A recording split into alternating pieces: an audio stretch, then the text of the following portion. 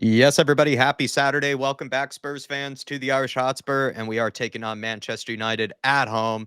And it's a huge opportunity to climb further up the table. And it's another opportunity to own Manchester now under Thomas Frank, under different leadership. And these are two teams that we said in the members preview, not really too sure what to make of them. Not even too sure what to make of Spurs this season. We've shown flashes of being very good. We've shown also flashes of being not so good. Same thing could be said about Manchester United, really. So it's going to be an interesting battle. And it is a nice and early kickoff right before the international break. Thomas Frank did break the international break curse last time out and against Leeds United. And I also believe that was also could be a midday kickoff too. I think that game against Leeds United, at least it might have been. I think it was a pretty early kickoff. So he was able to do it before away from home. Can he do it at home? It's all three curses at once here. The midday kickoff at home as well. And then and then as well right before international break.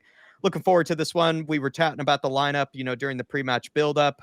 I personally am a little bit baffled by the amount of rotation that Thomas Frank has gone for here. Like, I think I was expecting there to be some tough calls. Like, do you play Xavi Simons through the left? Do you play him down the middle? Do you get Pop Matasar into the team? Because I am a big fan of his, and I do think he shows up in these big games, and I expect him to in this one. If Kudus isn't playing, what does that mean for the front line? Do you have to think a little bit outside the box? Do you play Johnson on the left? Do you go with him, on a different position? It was always going to be maybe some interesting calls for Thomas Frank, but he has gone for more rotation than I expected. Two of my secret favorites, maybe there aren't that much secrets since you guys listen to me talk all the time, but I am a big Odebear fan. I kind of expected him to play this game. I thought there was a real chemistry between him, Colomwani, and Xavi Simons. And then, of course, as well, Bentancur being dropped. And a lot of people who seem to hate the guy seem to blame him for almost nearly everything, including, what might be going wrong on their weekends. He's being left on the bench. So it's an opportunity to see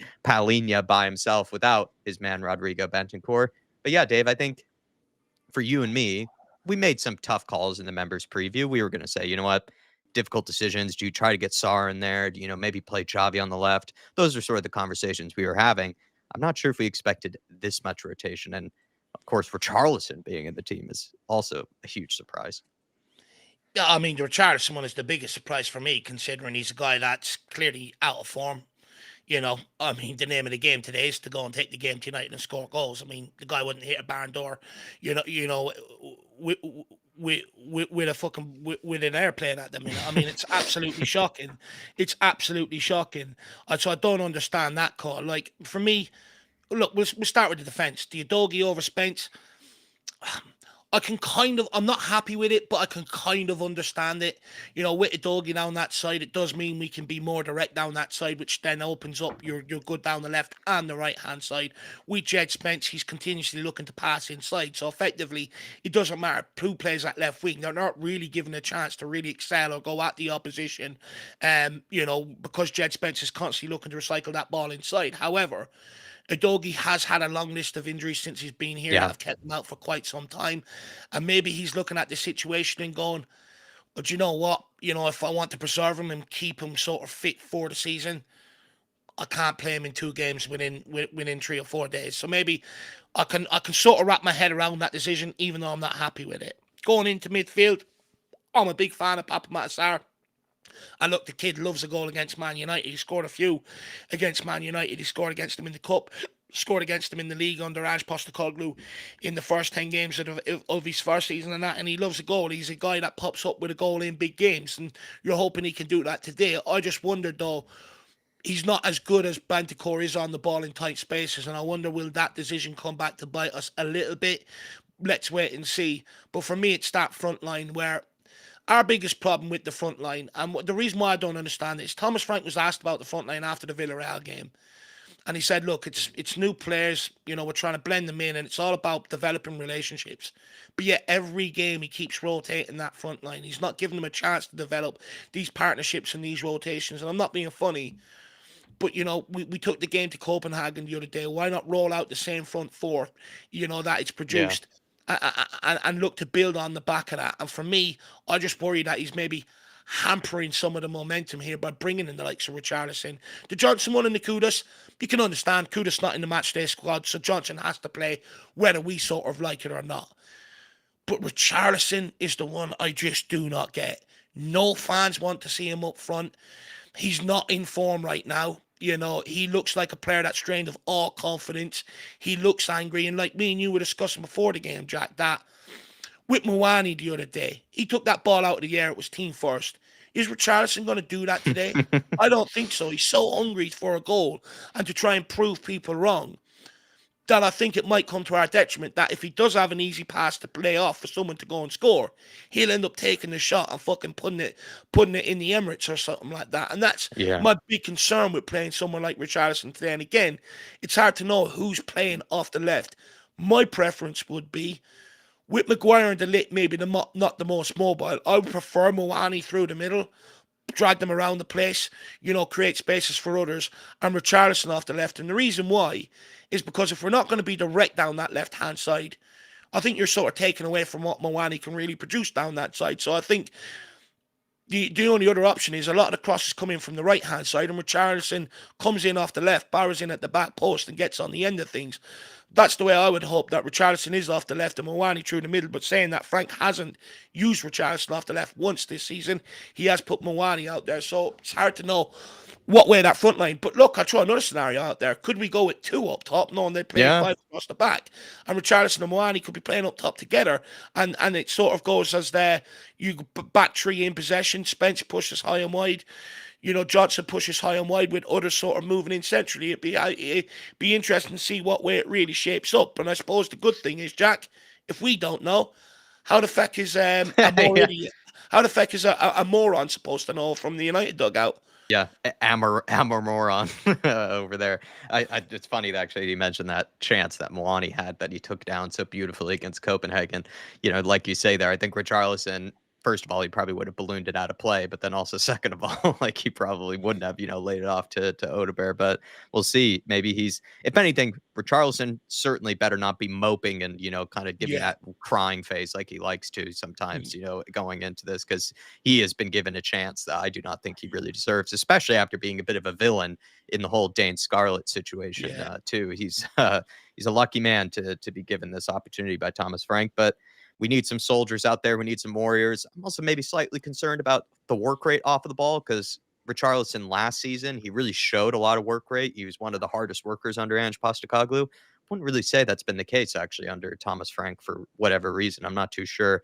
We know Johnson's not going to really help out or work very hard to sort of help with Pedro Porro. Colomwani, actually, to be fair, I think has been one of the hardest working players since coming into the team. He's pressing, winning the ball, holding up the ball as well, making unselfish runs. So I'm a little concerned about the work rate from the forward line in this game too. As well, For Jack. this, But yeah, I worry about where the chance creation is going to come from. yeah, That's my big concern today. I think it's set up for set pieces, long throw-ins and stuff like that. I don't think it's set up to maybe try and rip them open from open play. Like Richarlison isn't a provider of chances. no, Johnson isn't a provider of chances. They're guys that need chances provided for them. And if two of your four is like that, I see a problem today in terms of breaking them down and creating chances, but also taking the chances as yeah, well. So for me, I'll be brutally honest. I can understand one or two of the selections, but it's not a lineup that exactly fills me with it's confidence. For instance, yeah. I think if that's the Hudson theme. Odobert is fit enough to be on the bench, why can't he be fit enough to start? I think that's our theme here is that we were probably not surprised by some of the rotation. We spoke about it a lot in the members preview, but this many I think is come as a big surprise. And earlier we were talking about balance, in the forward line. I think he's actually gone heavy-handed with all the scoring options that he has, but not maybe a lot of creative options. Not a lot of Mm, guys that can hold up the ball for you, can sort of cut inside, create something, draw a bit of attention towards themselves from defenders, which then creates more space for others to be able to fasten mm, a scoring opportunity. It's just all goal scorers. And it's going to be really, really big night for Xavi Simons because you'd imagine in an ideal scenario, like if things are going well, he has a lot of players that might make runs in behind for him, might look to sort of create goal scoring chances for themselves. And if he can provide those for them, then we have a lot of guys that can technically put the ball in the back of the net.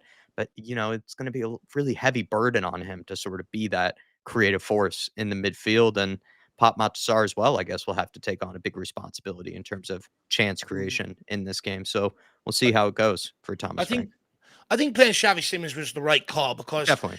when I went back and looked at that Copenhagen game, he linked up with all three across the front line. And that's something I haven't seen any player do in that number 10 for quite some time. Usually they develop relationship with one player or another. But he put the ball in behind for Brennan Johnson. He set up Mwani a couple of chances, linked up lovely with Udabur with some 1-2s and stuff like that. And we are heavily reliant on him today because with Man United playing a back five and the two centre midfielders practically sitting in front of that back, in front of the centre backs, you do need someone with a bit more craft, a bit more guile, and a bit more delicacy within his passing. And that is something that I have seen from Xavi Simons, that his way to pass us 4 balls in behind tends to be pretty good. So I think it's the right decision in that regard. But I just feel like Frank has got the selection wrong in terms. I think I would have preferred a Dougie and Udabur down the left-hand side. Johnson one I can take. But then you bring Richarlison off the bench later on if the game's still 0-0, or, you bring him on as an extra striker and you look to go and crash the box and get goals that way. I'm just a little bit concerned. I think same pattern that we've seen in some of the big games this season when big teams have come to Tottenham, that it's not set up to really go and have a go at them. It's more set up to make it life difficult for them and maybe catch them on the set pieces. And I'm not being funny, but if I'm in that United dressing room, especially as a defender, I am rubbing my hands together looking at that front line today. And I'm saying nowhere near as much problems as they could have caused us if other players were selected, and they will fancy themselves on the counter today. And I think that lineup already gives them a bit of confidence, and that's what I'm concerned about, because make no mistake about it, we can sit here and clown on United from how far they've fallen from grace from the Ferguson era, but recently they have come good. They are starting to win games. They're putting a lot of points on the board. They beat Liverpool playing counter-attacking. They beat Chelsea playing counter-attacking. They can score goals. They can, and you look at that front line today, very quick players, Mbuemo, Jallo, Cunha, they are going to look to hit us on the counter nice and quick. And the reality is we can control all the possession we want, Jack. If we don't test that goalkeeper today, they will always fancy themselves on the counter. I learned years ago when Celtic went to Barcelona and had no hope in hell. They sat in all game, caught them on the counter once and beat them that night. And I learned from that game, you will always get a chance on the counter no matter how strong of an opposition you're up against. And if you can keep them down to a clean sheet, you can go and win that game playing that effective sort of style of play. United will probably try and execute that today. It's one thing having possession, but it's another thing actually testing the goalkeeper. And I would argue, if I'm Thomas Frank, I'd be instructing my players to do that from the very beginning, because if not, you are going to lose the crowd earlier on with the team selection. And if we come out and approach the game we did the way against Chelsea, fans are going to get off board very, very quickly today. And I just think it's one of them. We need to win to quieten the noise around Tottenham heading into the next 2 weeks. Just another thing to add, like Mohamed Kudus, Frank didn't have a choice. Like, he's not even in the bench. So clearly Mohamed Kudus wasn't ready for this game. But he would be so useful, because I do feel like this is the other point I would make, is that Man United are such a top-heavy team in that their forward line, almost every single forward of theirs probably walks into our team. Bruno Fernandes as well is one of the best creative midfielders really in the league. But then you look at the rest of the team, I do question, a lot of the players in the rest of their team. Like, I don't really rate their defense.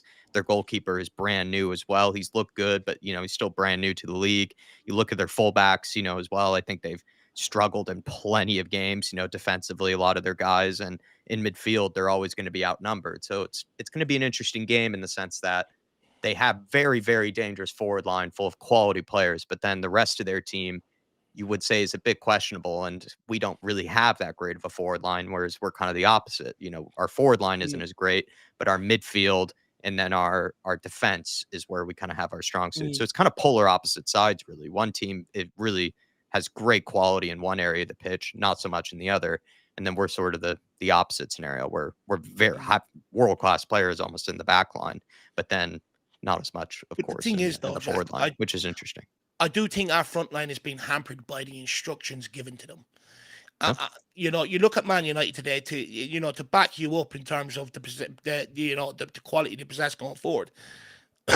Liverpool are the only team to have more shots in the Premier League this season than Manchester United. They've had 153 I've seen shots a stat so like far. that. And no side has registered more shots on target than Manchester United. 66% of their chances hit the target. So going forward, they are pretty lethal. But, I think that, Amarin is clearly giving them the instructions. To when shoot. you get forward, go and have a shot on goals. You just never know. With us, we've had some of the lowest shots on goals this season, but we seem to be more clinical than everybody else, which shows to me that Thomas Frank is instructing them to play safe, playing for the percentages rather than Yeah. take risks. So, this is why I'm a little bit disappointed with Richarlison starting today, because to your point as well, their defense is shit. Outside the bottom five, they conceded most goals. They're there to be got at. So let's wait and see. For me, they're clearly going to sit in and look to play on the counter. So we are going to have our fair share of possession. Let's see how brave we are in it, but also let's see how brave Thomas Frank is in instructing these players to use it. Take the Yeah. handbrake off today. Go at them. You've got absolutely nothing to lose and everything to gain. I just would have loved to have seen Muhammad Kudus up against Dorgu and Luke Oh, Shaw. yeah. Like, I think he would have had a field You day would have against ring those shot. guys. Like, I know he's been doubled up on, but even if he was quadruple marked, those guys I just don't think can hold a candle to someone like him. So Yeah. Muhammad Kudus is a huge loss, but that is not on Thomas Frank at the end of the day. He's just clearly not available for this game, which is a huge shame because I think Ball ache. out of all the games, this really would be a great game to have someone like Yeah. Mo Kudus on the side. But let's get to you guys. You've been very, very patient. Thanks for being here with us. Let's get pumped up for this game. Of course, Dave and I were surprised by some of the choices, but at the end of the day, once the game gets kicked off, we'll be happy clapping, we'll be cheering, and let's hope that we can pick up another win against Man United. We've absolutely owned these guys in the past Yeah. season, Four. so it's Beat them 4 times last year. yeah, seriously, it was wonderful. Really, like you kind of start to roll into it, kind of being like, "Come on, we can handle these." I think even Jason Bell said in the members preview, "Lads, it's United." So let's go into it with that mentality. Champions Hopefully, of Europe, you know what we are. yeah, we definitely better be singing that before this game.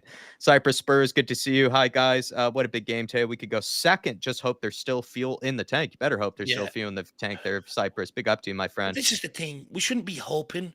We're less, we're like in total 15 games into the season. There should be plenty of fuel in the tank. Yeah, definitely agree. Kevin Ferguson, I was optimistic going into this game, but seeing Johnson and Richarlison, the ball is only going to come straight backwards towards our defense. One of Yep. them in the team isn't ideal, but both is like we are down to 9 men. Kevin, I think we share the exact same thoughts here on this one, my friend. But let's hope they can pull off a worldie, I guess. Shemtan saying, Morning, Jack and Dave. Hope you're both well and hoping for a 3-0 win with 3 own goals and 2 United players sent off. I love that. Absolute disaster You know scenario what? for them. Do you know what, Shem? I was saying to Jack though as well before the game. To be honest with you, yeah, I would like to be entertained today. I couldn't care how we win, just as long as we win. That's all I Yeah, want one today. of those Just to kind of win. games. Yeah, sorry, I interrupted you No, no, there. that's it. Yeah, yeah, one of those type of games. AK Shags, I really, really like the midfield though. This is one of our best pairings. I kind of agree. Like I like Sar, Xavi Simmons being played through the middle once again. Big opportunity for him to start taking some of that onus, some of that responsibility in terms of the creative side of the game. Pop Sard pops up with big goals in big games. And then Paulinho, we know, is just that defensive monster, AK Shaq. So I actually don't have too much issue really with the midfield. As much as I love Bentancur, as much as I will defend that guy, I'm not as incensed, about maybe that decision at the end of the day. I, Rakdos ju- I, Madness, good to see you as well. Yeah, Dave, go ahead. big up, Al. I will say, Sar does have to take on the responsibility of in possession today in that midfield partnership in terms of Rodrigo Bentancur. I think he gets a lot of hate from the fan base, which I don't understand. I think they neglect that he's very tidy in possession. Sometimes if 2 or 3 people are coming to him, he has no Yeah, problem taking that ball off a player and moving that ball. And in recent weeks, since fans brought out that pass map, he has been passing forward. Sar has to take that responsibility today. It'd be a yeah, huge test to see whether he can do that, because if he can't, then it's a non-debate about dropping Bentancur moving forward. If he can, then all of a sudden it opens up the debate. yeah, 100%. Alan is saying, hoping we don't rue not starting Destiny and Odebear. I completely agree, Yeah. Alan. I think we're on the same page about that one. And you're up nice and early, my friend. Big up to you and big up to all the San Diego Spurs fans that could be out there. Dancing Jimmy saying, yes, Jack, there were still people at the bar in Nashville celebrating their Fridays when I arrived. Yeah, man. It's like one time, It's insane. in Berlin, I remember, sometimes I'd be coming home at like 4, 5, 6 a.m. and you see people getting ready, going to work, and you're like, geez, I feel like a real piece of shit. But it's just how it is sometimes in the party towns. Big up to you. TJ saying Frank is going for the point, not the win. I mean, Yes and no. Like I think it's just more tactical is where Dave and I are kind of looking. I think tactically we would be better off with guys like Odebear in the team and whatnot. But he has gone with all of his goal scorers, to be fair to him, So I'm Bar not too Richarlison. sure. Bar well, Richarlison, it's theoretically supposed to be a goal scorer, but has he really? But I mean, a lot of people have said that about Frank in general, TJ, is that he's not really always setting up or even instructing the team to really go for the jugular. He seems to sort of have them be solid defensively and then sort of, look to pick teams off, which I would say is kind of the way that Brentford kind of played, to a degree a lot, which maybe got him his success. But I kind of do see where you're coming from. Paul Markey saying Scarlett at center forward, shift Kolomwani to the right wing and leave that useless waste of space back Well, in Paul Mark, Wales. on that, what do you think of Alistair Gold saying this week? And a few fans have also Oh, he's said going to it's blow a not just on gasket. any Gold that we seem to be more balanced when Johnson plays in the team. I mean, and we supposedly win more games as well. Our point ratio is better when he plays in the team. So let me know how you feel on that one, Paul Markey. But look, I'm with you. I'm not Johnson's biggest fan whatsoever. But unfortunately today, I can kind of understand it with Kudos being out injured, but then I suppose you're going to say to me, why not throw Hotspur in? So I fully understand that point. But just in general, I mean, look, whether I agree with it or not, we're here to have these discussions. So let me know, do you think maybe we are a bit more balanced with him in the team? And try and take your bias out of it, Paul Markey. Let me know. Yeah, I know it's Paul. going to be hard. Paul, do you listen? I know a lot of people do. Do you listen to Alistair Gold? Because I've agreed with him a lot this season, but I did think of you, and I know you and I are kind of on the same page about Johnson. So when he said that he is more, Alistair Gold thinks we are more balanced with Johnson in the team. I'm just curious if you also maybe caught wind of that, because I almost nearly dropped my mug when I heard it.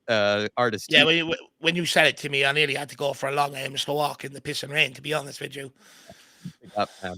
Artist T saying people seriously downplay what Kudus and Bentancur provide for this team. I hope we give them a hiding, but Richie and Johnson Yeah. worry me. Listen, Artist T, I think we're on the same page, and maybe I'll go back to that comment from Kevin Ferguson. He was saying that with Johnson and Richarlison, the ball is only going to come straight backwards, and I agree with that. Like with Johnson, he just never looked to take on his man. He's always looking to pass backwards or sideways. Not really the guy to sort of progress you up the pitch. Richarlison at the minute can't hold up the ball, can't score, not really working very hard out of the, defense. So it is kind of like playing with 9 men, it feels like at the minute. Then again, maybe they'll just pull off an absolute worldie tonight, these two players. And, Like, but from what we've seen so far, they are very, very negative players at times. And it is sometimes like playing with 9 men, those two like guys. the thing is, I get the idea we're going to play our goal scorers, but they need to be provided chances. Who's going to provide them with the chances? I mean, that's where my question. I'm scratching my head in around the lineup. But look, maybe Lionel, Mickey Van Den Vendini, or Jack can maybe pull Yeah, something yeah. out the bag again for us Who today. needs the forward line? Our best goal scorers are in the midfield and the defense. What are we kidding ourselves? Yeah, That's what we'd be expecting to score today. Fair point, Dave. João Gerard Paulinho might step up with a few more goals. You never know, Jacko. Yeah, that's actually what's the point of talking about the forward line? We know where our goal scorers are. They're in the Exactly. defense and own goals. We know own goals is one of our top goal scorers. Why are we even bothering talking about the forward line here? Big up. That's a great point there, Dave. Champions of Europe, we know what we are. Come on, Spurs. Love Big that. fucking game today, man. Let's remind them that, United of the old, you're not that anymore. We're stepping into them shoes. Can't wait for today's game. Let's go. C4, yeah, no, he didn't ask it as a question. He made it as a statement, Alistair Gold. He said he believes that we are more balanced with Johnson in the team. And then he's saying Oh, also, Marky says he's talking shite. yeah, well, C4 also saying, which journo asked, what does BJ have to do to get more starts? Frank replied saying he started 3 out of the last 4 games. What do you want? Yeah, that's actually a fair point. Sometimes these journos do baffle me. Xavi versus Casemiro is going to be very interesting, says Hollywood Hotspur. 100%, man. I mean, Casemiro, right? I know he's a little bit leggy at times, Loves a but red card, though. he's a guy though that has a lot of experience, a lot of know-how, right? And if Xavi Simons can perform against him today, good signs for maybe the future. And I did say to Dave during the members preview, like the best chance of Spurs starting to click and starting to look more threatening going forward is going to have to come through Xavi Simons, really. The moment Xavi Simons starts getting going, the moment he starts performing, starts taking on that responsibility as the creative number 10, I think we'll start to see more consistent performances really from Spurs. It's that classic saying, right, of, sort of once he starts clicking or once he starts playing well, Spurs will start playing well, The in thing my is, opinion. what we don't want to see from Xavi though is picking up the ball really deep in his own half, because that will be a trigger press for Man United. We need to get him on the ball in the final third, and for me, I just want to see him do what he done against Copenhagen, put the ball in behind. Yeah. Don't always play it safe. Put the ball in behind for these guys to run onto. If he can do that today, we have a chance. Also, I presume Casemiro will probably be tasked with getting close to Xavi. Every time Casemiro comes towards him, he's aggressive and he's going to want to nick that ball. Touch it away from him every time. Make him give away free kicks, get yellows. He can pick up a red. Bruno Fernandes has picked up a red in this fixture. Let's go. About to kick off. Can't bloody wait. Champions of Europe. You know what we are, United. You know what we are, United. Come on, they know. Big up, Let's Jerome. go. Big up, Tyler, as well. Good to see you guys in the chat. Hopefully you guys are keeping well. Big up to Jerome and Tyler. Big up, Q7. Good to see you in the building as well. Amram was going for it today. Yeah, it does seem like it. Dropping Sesko was interesting. Maybe he just feels like he's non-existent. Go on! Bobby! Oh. Good start. Ball from Spurs there. Richie, that's soft. You just didn't need to give away that free kick there. John Crooks is referee today. John Crooks.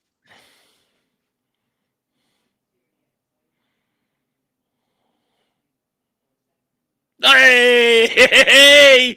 Oh, Lamens is already rattled. That's a back pass and he couldn't control it. Put pressure on that fucker every time he gets the ball. That's the warning sign. He's rattled. Look at this. Oh my God. Forgot something. Come on. We're set piece team. We know what we are. We've got a big run bomb. Alan, this is the chance for the run bomb-licious. Yeah, let's dunk it on the keeper here. Yeah, dunk it straight on him. He's already rattled. Get Mickey Van de Vendino after it. Get Paulini after it. Get Romulus after it. No more Sanchez moments like last time versus Chelsea, please. If I see the goalkeeper catch it more than 5 times, Ref, they're already putting a player into the post here. Can we get a grip of that, please? Literally, please. He shoved him into the post. He knows how dangerous he is. I mean, I wouldn't be speaking to Mickey Van de Ven. It's only Luke Shaw you need to speak to, you dumbass. It seems like he's only speaking to Shaw. Good. Hopefully he's saying we'll get a penalty if he does that looked again. at Shaw the majority of the time. We know what we are, champions of Europe. We know what we are. Big up 420 saying favourite Watchalong. Really appreciate that, my man. Very kindly. 5:30 a.m. What commitment? It's a good ball in just couldn't get it back across. Just maybe too heavy on that one. Yeah, too heavy to be fair. But if Moani could have get that across, that would have been kept alive. But it's just too high. It's way overhit. Yeah, overcooked by the Pedro. I tell you though, that keeper went to ground very easy there as well. He's there to be got at today. Man United just going to pump this long straight on top of us. I mean, I would too if that was the play, if they tried to play out, and that's happened there a minute ago.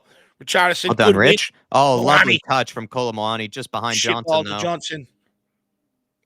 How does he take it that long to get out of his feet, though? Well done, Kolo. Go on, Muani. There we go. Go on, Johnson. Get after it. There we go. This is better. Pressure from Spurs. Great pressure. Xavi Simons leaves one on, and whoever that was there. Brilliant. Good guy to leave it in on. Yeah. We'll have more of that. Get him wound up, little rat face. Good pressure again from Kolo. Win that. Well done, Robbie.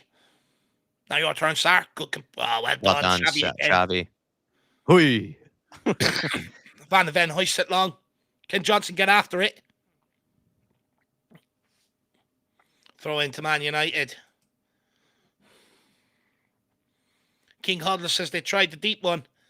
Well, I would too after Lemon let the ball go out of play. Looks like Richie's on the left, says AK Shags. Yeah, Richie out on left.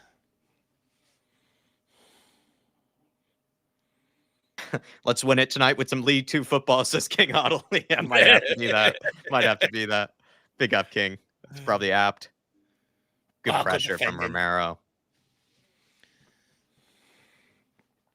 Ruben Amamoron is that what you said earlier? It's so funny. Oh, he's such an idiot, isn't he? Shaw in possession. Moves it across to Maguire. Jack made a good point in to me before the watch along that that United backline can be shaky in possession at times. It'd be nice to get some pressure on them. Yeah, so far they That's have why been actually, right? So yeah. far when we put the pressure on. Even when we didn't Casemiro. put pressure on it, they put the ball out of play for us. Yeah, seriously. Bit like Well Copenhagen. done, Johnson. Well done, Johnson. Good work rate. Porro, back to Johnson. Lay it off now. Oh my God, just give it to Xavi Simons, man. Woo! What a bad ball. It's so frustrating. Johnson does well to win it, and then it's just play Xavi Simons, and he doesn't. Oh. Even earlier though, right when Kolomwani did play it behind him, but he took it forever to get out of his feet. Falling behind here. And Bumo. Offside. Romero looking to leave one in. Yeah, seriously. I love it. And he knew that was offside as well. He just wanted to make contact and try and hurt him.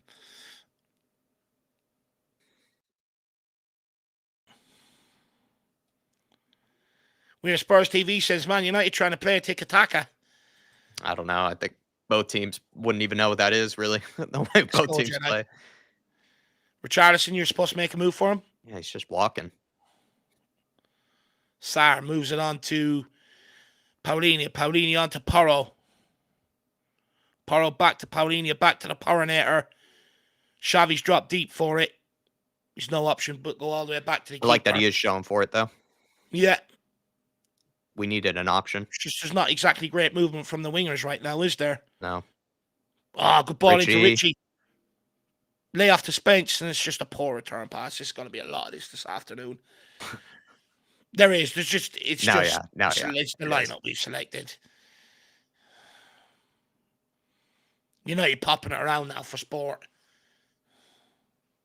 Good pressure, though, from Spence. Unlucky. Well done, boys. Richie. Well done, Xavi. Well done. Richie, get on the overrun. Get on the overlap.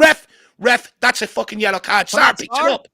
Oh, how are we losing it there? Richie, get in there. Come on, Sarr. There we go. Oh, United losing it there. United come away with it on the break.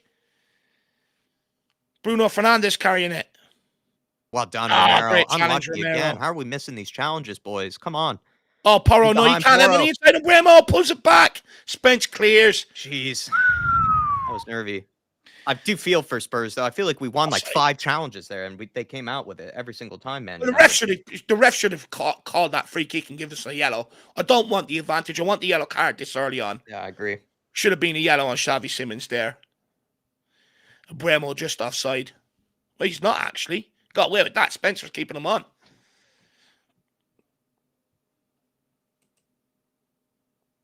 Big up, Finn. Good to see you, Mr. Fuego. Big up at him. Yeah, King Huddle, I agree with you. He was onside there. Romero. Is he just going to pump this long? Nope, we look to play out. Porro. Goes long. Into Johnson. Good hold-up play. Onto Mwani. Go on, Mwani. Back to Johnson. Johnson through. Oh, go down. Ask the question. Go down. Unlucky. It's better, though. That's a good play from Johnson there. Paul Markey, we got to praise where praise is due. I just think could Mwani have held that a bit longer and played him in behind rather to feet there. Are you praising the hold-up play or the touch of a truck there? No, the hold-up play. Yeah, definitely not the touch of a truck.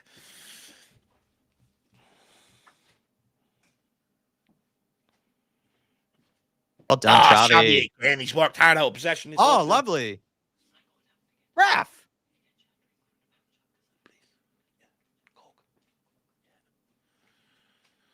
Yeah, I'm going to need a can of fizzy today because, it's going to be a hard watch. It didn't look like that went out of play. Balloon foot. Yeah, literally. Unlucky. Good play, says KM. Go on, get after it, Mwani. Get after the fridge.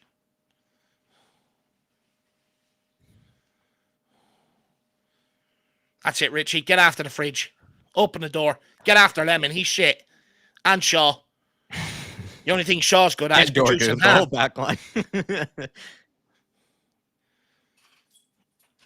There we go. Don't allow Bremo to do that. There we go. Keep getting the pressure on. Force the error here. DeLitt doesn't know where he wants to pass it. Look at him. He's bamboozled. Oh, that is stupid. Sorry. He's going nowhere there, Oh, we Star. He's had going them. nowhere, man. We pressed him into the corner there, and we give away a free kick. It's so naive. Was that Bruno that also, if he fouled Bruno, Bruno's going to go down every time. The little rat. People saying good pressing. It is good pressing, but then we give it away by such a silly free kick. Well done, Pelinha. Brilliant pressure there. Let the ball go in over his head. Pick up the throw in. Big up, Fat Tony. You're up nice and early. Big up, Tony. Frank looks like he had a bit of a sleepless last night with that hairdo today.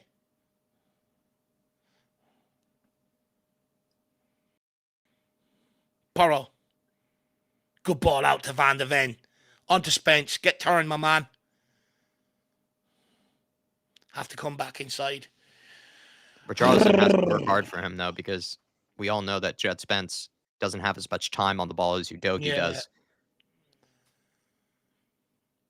All the way back to Vicario. He's going to have to go along. There's no option here. Yeah. It's a good kick, though. Johnson nearly gets on the end of it. Causes a problem, though. Sarr picks it up. Good composure there from Sarr. There we go. Get turned. Someone show for him. See Choppy, maybe? There we go. Carry the ball, kid. Porro. Now down the line. Into Johnson. Now to Xavi. Down He's spinning Colo. behind. Get turned there, man. There's time for him to get turned there for sure. Xavi picks it up.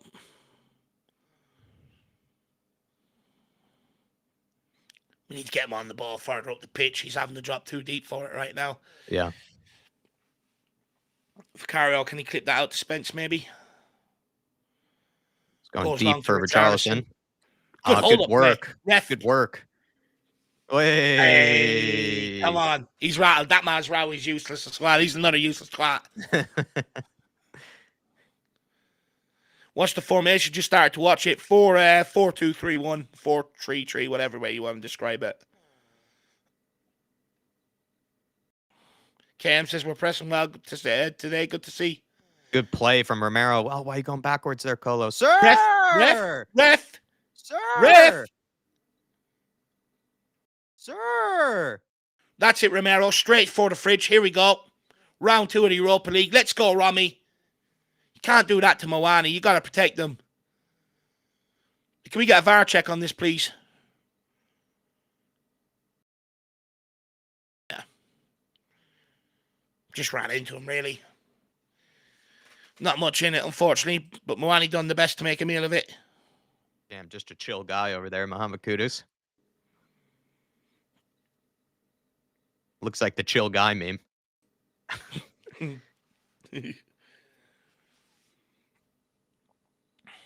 Frank's gone for the farmer coat today.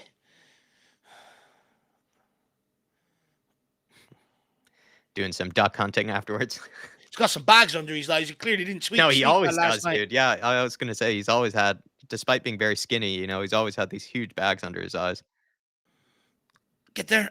Oh, well done. Again, Xavi. Unlucky. Oh, it's not filling me with confidence, this. We are so crap in possession. Skunkwork saying it looks like Kudu still has both his legs. For the moment, anyway.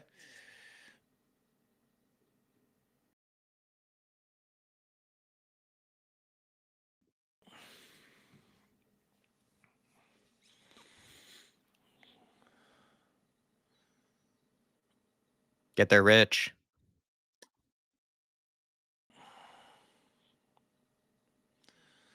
That early pressure is starting to drop a bit now. Yeah. Mazraoui.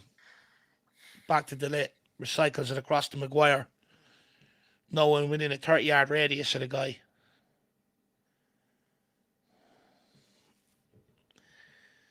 Mateus.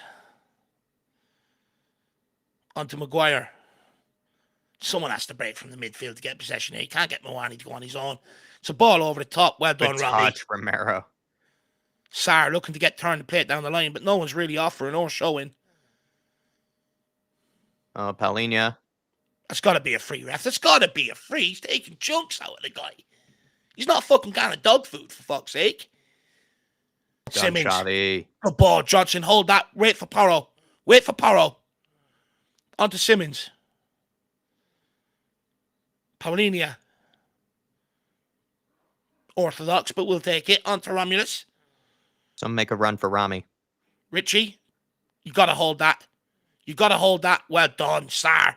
Some make a run for him. Out to Spence. Play it down the line. Comes back inside. Pop him out of Sar. Onto João Paulinho. Come deep, Xavi. Come deep. Good ball out to Porro. This is what we got. Richarlison in the team 4. Oh, Mawani picks it up. Come on, Colo. Colo. Spence. Oh, good run by Xavi. Sar. Onto Paulinho. Johnson. Not Porro. Looking for Johnson to go down the line, and he won't. Romulus. Back to Porro. Now play Johnson. Into Paulinho. Back to Johnson. Oh, jeez. Porro tries to go over the top. All right, keep him penned in here. Romulus collects it.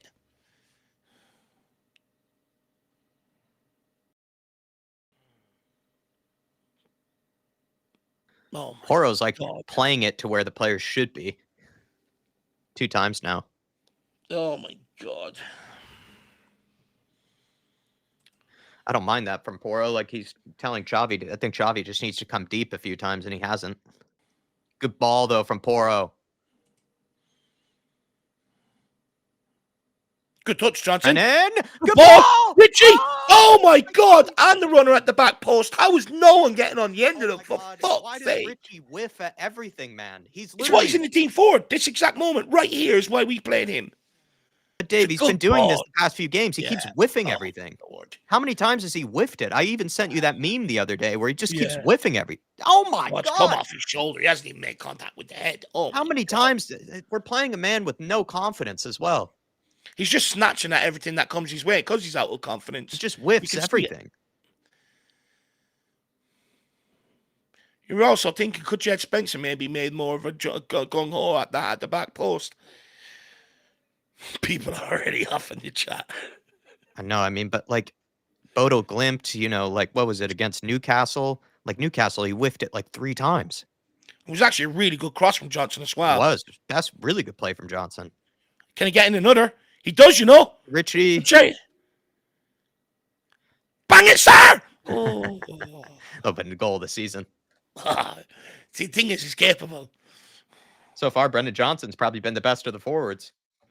It's a good ball. Not a bad ball, that either. That was a good chance. I agree.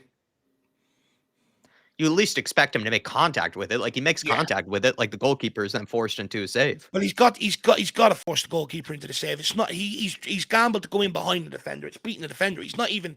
There's no one leaning on him or anything like that. You know, that's what's worse about it. It's a free header.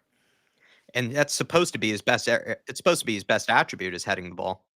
Yeah. Richie, good touch on it. Xavi, lovely play from Xavi. Johnson. Maybe too heavy. Just I don't mind it though. At least he's attempting it. Yeah, no shame in it. Good header from Richarlison here, though. Good flick on Richarlison. Great touch and turn. Yeah, just slightly overcooked. Yeah, good touch. Q7, don't want to jinx it and don't get used to it, but Johnson has started off well. Yeah, he has. Well done, Paulinho.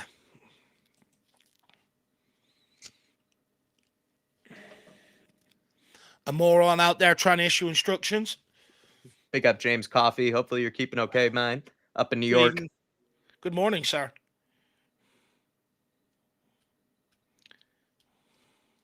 Rack does madness. We're playing with 10 men. Justice for Scarlett. Yeah, Scarlett, right? Like, Scarlett make contact with the header there? You'd think so. You'd like to think so. Well, apparently, according to Frank, he's finishing his expert. And then the competition's too tough. Yeah, when you're watching a guy whiff chances like that, you're like, is the competition that tough? Well, that's the thing. I mean, what competition when we're doing that?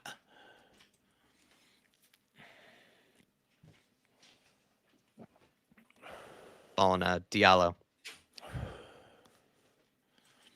Forced to go sideways.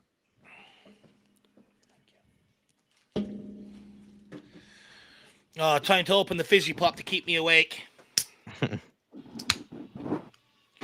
Johnson and Richie, this is to you. Please score today. Skunkworks saying tablets and crosswords are being done on the bench. Honestly, half the time They're you playing feel like Sudoku. they're playing. Yeah, that's what I was about to say. You feel like they're playing Sudoku half the time.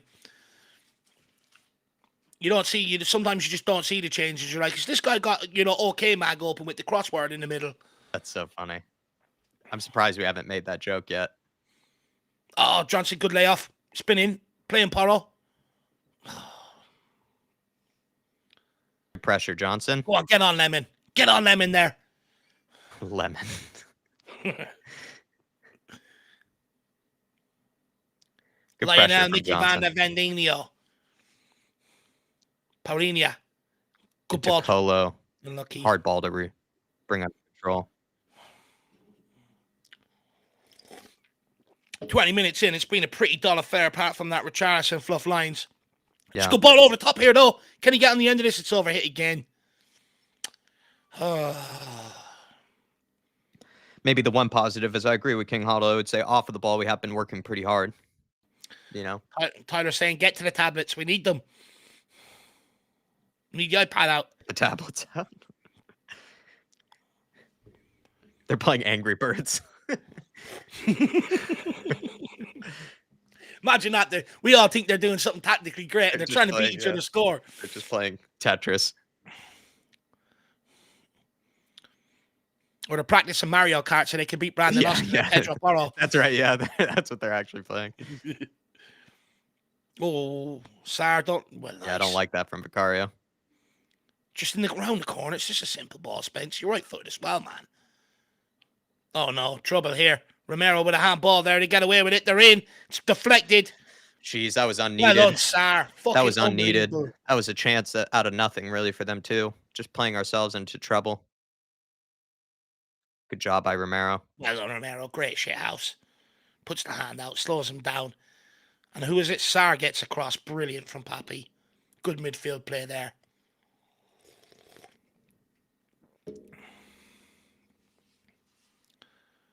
Just mark the fridge. It's all you got to pick up from this corner kick. Just the fridge. Skunkwork saying, did they oil the effing pitch? We keep overcooking the pass. Yeah, they put olive oil on it. Skunkworks is Solanke and Kudos on Call of Duty. I know Solanke's a bit of a gamer. Clear? Well done, Richie. Richie. No, not a great clearance. Referee's not giving it. What's he just punted that away for? If he hit it into his own arm, though, if Richie hit it into his own arm, this guy's fucking useless. Did he just boot that ball away there to nobody when he had Xavi Simons right in front of him? No, he just miscued it. He miscued the clearance. Oh, my God. He can't even do a clearance. Let alone he's not going to score today if he can't even do a clearance. Oh. I'm a little worried about that.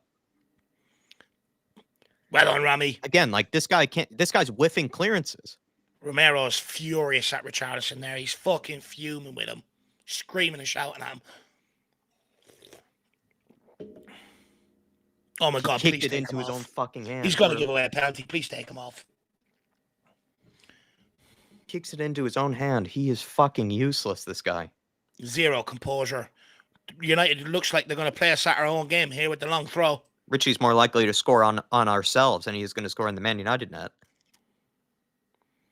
It's a terrible throw. That might have been one of the worst long throws I've ever seen. I think Dave and I would have thrown it further. It's not even wet. It's not even wet outside. Fuck me, ref. Are you just going to allow this guy to set up the whole set piece like it's a training session? You're going to tell Doger to get on with it? I mean, all that setup for that, like, seriously, should be booked. Yeah, if he's not doing a long throw and then he does a short throw, seriously. Amram should get a yellow card for that. That's disgusting. Sar into Spence. Back to Mickey Van der Ven. On to Vicario. He's going to have to get this to Porro quickly. Porro, open up. No. Pedro, it's risky, man. United just starting to get on top of us a little bit here the last 5 minutes. Cole Moani dropping deep. Maguire is all the way forwards. That's out of play. It's gone out. That's our goal kick, ref. Just pump this long onto Mawani and Richarlison. Let's get up the pitch now. Pretty Relieve a bit of the pretty pressure. much no chances in this game other than the Richarlison one for either team, really. No. Because that's the one positive is United haven't really created anything. How you let Maguire run down the wing like that? Seriously. Back to being Pub Team FC. Mickey van der Ven on the kick out. Yep.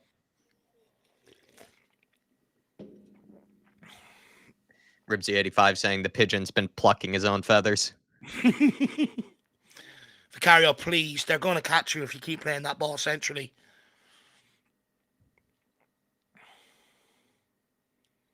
Yeah, play the one they don't want you to play.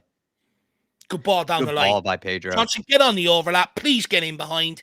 Yeah, what are we doing there? There was space to run him behind. Oh. There was space to run him behind. Paulinho had all the time in the world. Why are you dropping deep? And we're just going to sit off the back line. They're the worst players in the Man United. You know what? Maybe it might just be a similar game to the final. Just absolute dross from both teams. Yeah. Yeah. Get out. That's gone out. Lionel, you blind little shit. Yeah, he blew the other one up on Xavi Simons. It's a ball in behind. They're going to cross this. Well done, Rami. Well read. Good composure. Xavi, man on. Any time. Charleston, good touch. Good Back ball. to Xavi. Here we go. Here we go. Play Mawani. Oh, great play, Xavi. Where's Johnson? Where's the right winger? He's literally he's jogging. 15 yards behind. Oh, my Lord Jesus. He's literally jogging. Oh, please help me. Has he already given up all his energy? That one time that he pressed. The one time he pressed, is he already gassed 25 minutes in? Has this guy been vaping? I just don't understand it. Like, you're screaming, where's the right winger? And he's standing beside Pedro Porro. It really hurts my head. I'm getting a headache.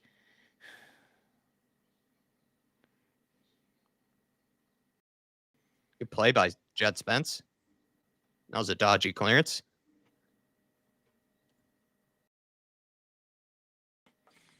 Aussie says, I'm hoping the stories are true about getting Kulu and Solanke back. To be honest with you, I don't even listen to the injury news anymore. You know, it's sort of like, you know, I'm looking at it today and I'm sort of sitting here thinking, well, how long is Kudus going to be out for now? You know what I mean? He mutes it. Like, Solanke was supposed to be coming back last season, start of this season. He's still not back. I just don't take any of the medical advice anymore. Me and Jack play bingo. We're going to see how long we think the player's going to be out for.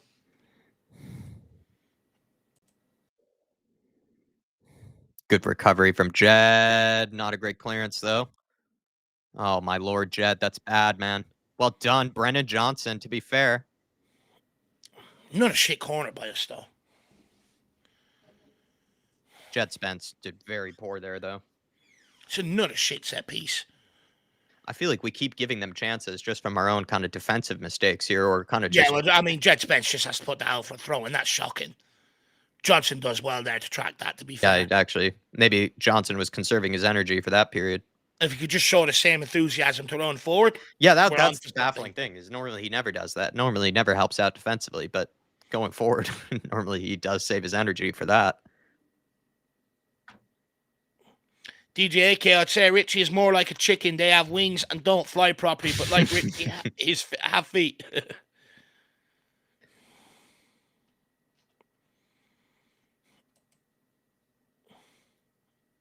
Yep, that's it. Call him over, ref. Book him for the set now as well. Look at him. He's throwing his toys out of the pram here. Is he giving them both a yellow? He's given Johnson a yellow. What's Johnson done? Well, the kid better not get sent off again today. That'd be 2 games running. That's unforgivable. De Ligt, though, threw him to the ground. So what did Johnson do? Johnson, like, was thrown into a heap off of the pitch. What the hell did he do? The lit shirt does look like it's been dragged on, though, to be fair. But yeah, I agree. What's he done? Ref, he's bullying him again. Good clearance. Pressure on Xavi. Go on, Xavi. His work rate out of possession has been good today. Yep. Right, Richie, he's a lemon. Get after him. Thank you. Out Vicario. I mean, that's exactly why you press him, because he's fucking useless. He's ballooned that one straight To out your for to a your goal Xavi kick. Simmons point, actually, Jack, the Irish guy that we had on was saying that Xavi Simmons has been averaging like 3 to 4 tackles a game, which shows that he's definitely not a lazy player. Yeah, no, when I was doing my sort of digging into Xavi Simmons, because I don't like just to see what the players like. I try and find information about what they're like around the training pitch and stuff like that. And every coach, right, coaches that have managed him from young all the way through, to teams. One thing they've all consistently said is he works hard out of possession. Something they've all noted to praise him for. He's yelling at his players though right now, seemingly frustrated with the movement. Who, Frank? No, Simmons. Well, I would be. He looked frustrated there. I feel like he needs to drop a bit deeper though sometimes to pick up the ball if he can. Yeah, but if he does, he needs runners. Yeah. Yeah. Fair. Because I've no doubt he has the ability to be able to play it. But I mean, when you've got Johnson who doesn't want to run in behind, you've got Richarlison who's refusing. Okay, how long are they going to take over these throw-ins? Exactly. Every throw-in is like a training ground routine. It's a joke. Another 15th versus 17th place games. Tarzan. It's looking like that for sure. Vicario punts it long on top of Johnson. Oh, come on, challenge for it. For fuck's sake, you pussy. Just give him a free header. And Get there, Sar. Good pressure. That'll do. Force him backwards. That'll do. Casemiro moves it onto the fridge. Dave's got the nickname spot on today. Please get after him now. This is where they're absolutely useless. Get after him. Yeah. Good leave by Mbumo. Pick up the runner. Someone follow the runner in behind Romero. Well done, Sar. Why are you giving it to Van de Ven, though, no, man? Why are you giving it to Van de Ven? That's so poor from Sar. Oh, free header. It's another free header. That. Well done, Spence. What is Sar doing there? I know, he's just got to clear it, lad. Man United ramping up the pressure. It's a ball back post. Oh, my God. Porro and Johnson again between the two of them. It's the two of them. Johnson standing there and Porro standing there. One of them could have easily cleared it. One of them could have easily cleared it. It was a simple ball in. It all starts with Sarr not clearing it, but I mean Johnson and Porro there have not covered himself with glory whatsoever. Two of them are just standing there, just so reactionary. But I mean, we've been absolutely shit so far in possession and everything. I mean, biggest problem we highlighted was creativity, and it's been absolutely zero. And you're always going to get caught on the counter when you don't pose a threat going forward. Sarr's just got to clear there. That's handball. Maybe it's not going to be given. Spence does well here to recover. Gets up.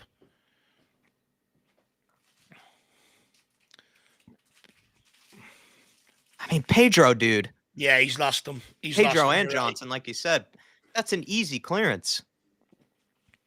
Pedro, how are you ball watching that, man? Why are you ball watching? He's got caught ball watching. You're absolutely spot on, Jacko. You just got caught ball watching. What's more frustrating is that was a harder header than Richarlison's as well. Yeah. I wish Richarlison played for Man United because he would have whiffed that. Oh, well, says you're trying to blame it on Pedro. I mean, I'm pretty sure. How can you not blame it on Pedro? It's literally right on top of his head. He doesn't even jump. He loses Mbumo. He's not aware of the danger. It's his job as a fullback, or part of his job as a fullback. Spence. He doesn't even jump.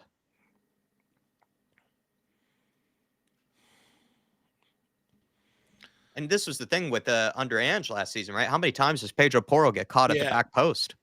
Not as much this season, but still, it's an issue with him. When we were doing breakdowns, it's him and Johnson down that right-hand side. They failed to pick up guys at the back post. It was a common theme last year. Yeah, the two. Yeah, neither of them would be able to track anyone at the back post. Oh, my God. Not looking good. Oh, Lord. Pedro Porro just hit it out of play. Now Romero's picked up a yellow card. It's getting from bad to worse. Need to piece ourselves back together here, boys.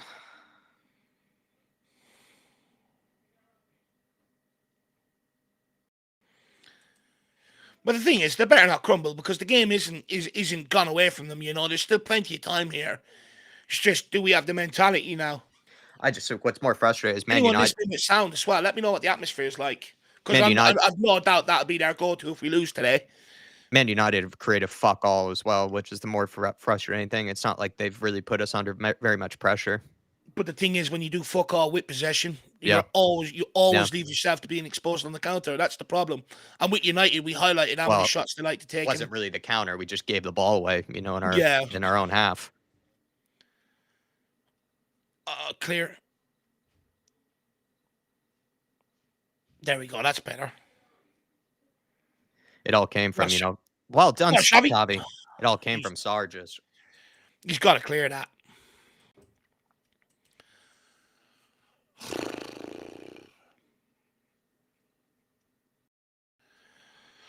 Oh, dearie me. We put ourselves in some awkward positions.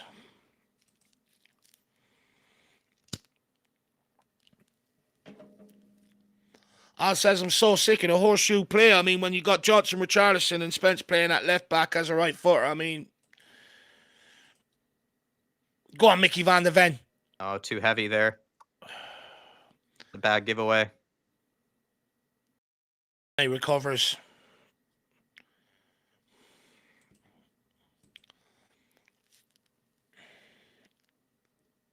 Well done. Well done. Oh, we just have no luck today. Our luck is just not looking.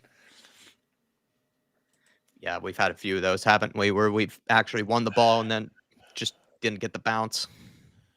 And also, how many times have we played the right pass, but then it's just ballooned out of play? It's like someone oiled the pitch. I agree. Good pressure. Don't foul. Don't foul. Don't foul. Well done. Just get a goal before half time.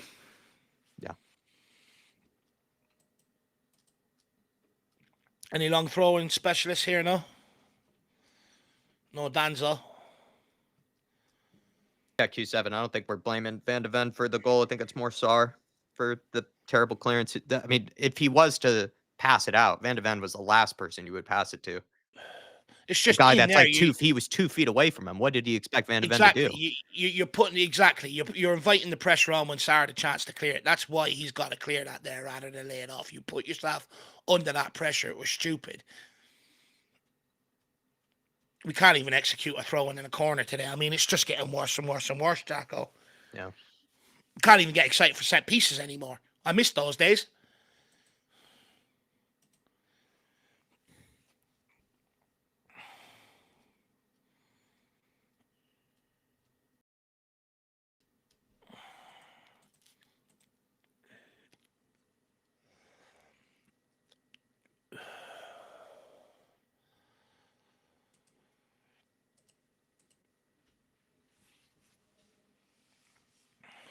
Richie, good knock on. Moani, onto Simmons. Lovely onto Johnson. Play. Come on, Johnson, float this one in, kid. Goal kick. Oh, shit. We are just getting 0. Look. Oh, my God. Oh, this style of play is starting to fucking grate on me.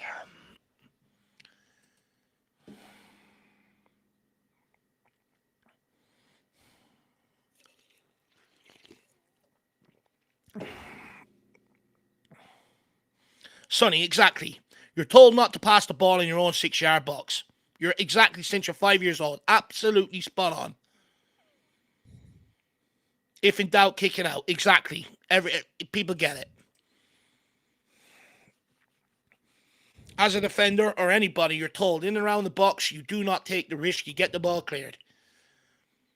Why we're trying to play football from fucking 6 yards out from our own goal, I don't understand. Oy. Surely we learned from the Chelsea game when Xavi Simmons passed back and put Mickey van de Ven under the exact same pressure. Stupid. Just don't learn our lessons. All the way back to Vicario. Pumps it long. Richie. Why are you going down that easy, man? Why are you going down that easy, dude? There's nothing wrong with you. Get up, you piece of shit. Even the Lit's laughing at him now, look. You've gone crashing into him, if in case you hadn't noticed. Fucking hell. You better not start diving around. Bentancur reminding Sesko there about the Europa League. Love that.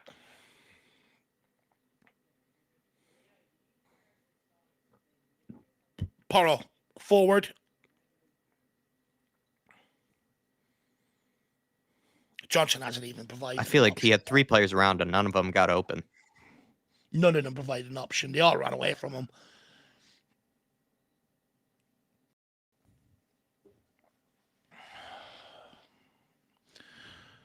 Paulinho. Good ball forward. Well done, Johnson. Good layoff. Good ball again by Paulinho. Oh, lovely. Richie, open it up. Look at Spence, please, man. Spence. Oh, my God. Oh, my God. First of all, that ball has to go forward from Richarlison. I don't know why he's dropped it back to Sarr there. One touch, play Spence. Oh, my God. Xavi Simons did the hard part as well. Xavi played that nice flick into him. It's like watching paint dry this. We are so shit going forward. Right there, if he just opens up his body, he's got Spence in behind. There's 2 good forward passes by Xavi and Paulinho there. 2 very good forward passes.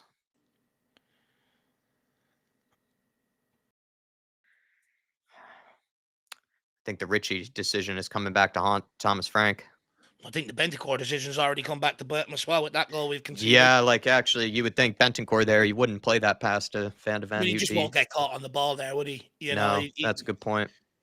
I think the Richarlison one has come back to bite him as well. I think the Spence one has come back to bite him. Nearly there for Xavi. Forwards, please. Well done, Richie. Well done. Good ball. Come on, Spence. Too much dribbling there, man. Too much dribbling. Give him a yellow. Give him a yellow.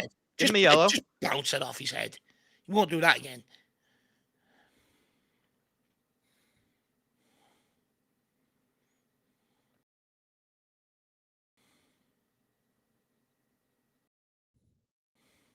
Win this. Well done. Good tight feet from Xavi. Oh, my Lord. Oh, my God. Well, that's the forward line. Oh, my God. We've had 2 or 3 moments in the last 10 minutes or so where you're just watching shocking quality. Are we Stoke in disguise? Starting to feel like it. TJ says the players suck, but Frank helps us in being shit with the players. Yeah. Completely agree. Yeah. Completely agree. I mean, as soon as everyone's seen the lineup, everyone's started sort of looking at it going, oh my God, we're in big trouble today. Like, my big question today was, it's all well and good putting the scores on. Who's going to provide the chances? Yeah. You know, and that's what we've seen today. We were set up to fail from the beginning.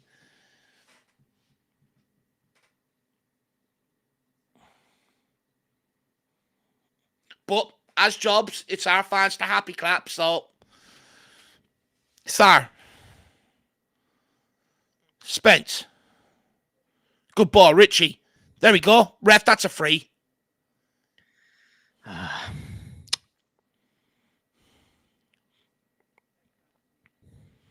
Can we get some pressure on? Someone put pressure on. Why are you giving him time? Well done, Romero. Romy. See Xavi. Let's go, Xavi. Time, Xavi. He's got no options. No one's there. Hold up play. Well done. He's been. Yeah, he's actually been. I think he's been all right today. Can you pick out a run? Cole Mwani's dropped out to the right. Go on, Mwani. Oh, lovely play. Great play, Mwani. Corner kick. Up for a corner. I don't blame him. He's not getting anything centrally. He's going to have to start moving if he wants to get on the ball and make something happen. He's looking at the other 2 donkeys either side of him. He's like, fuck that. I'll go and do it on my own. Come on, get on the end of this. We need this. Right before halftime, it'd be brilliant.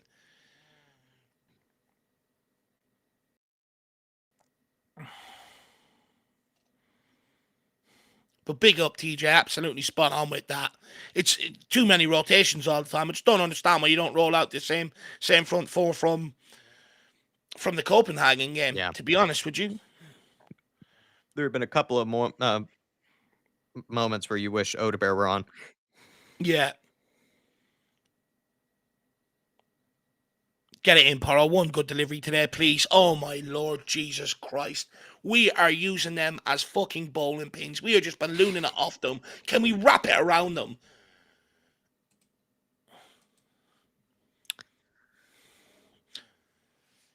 Oh.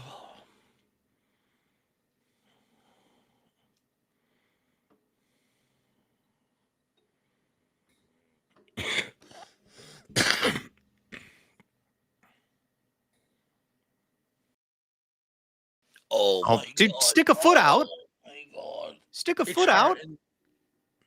It's actually starting to hurt me how bad we're becoming. Oh my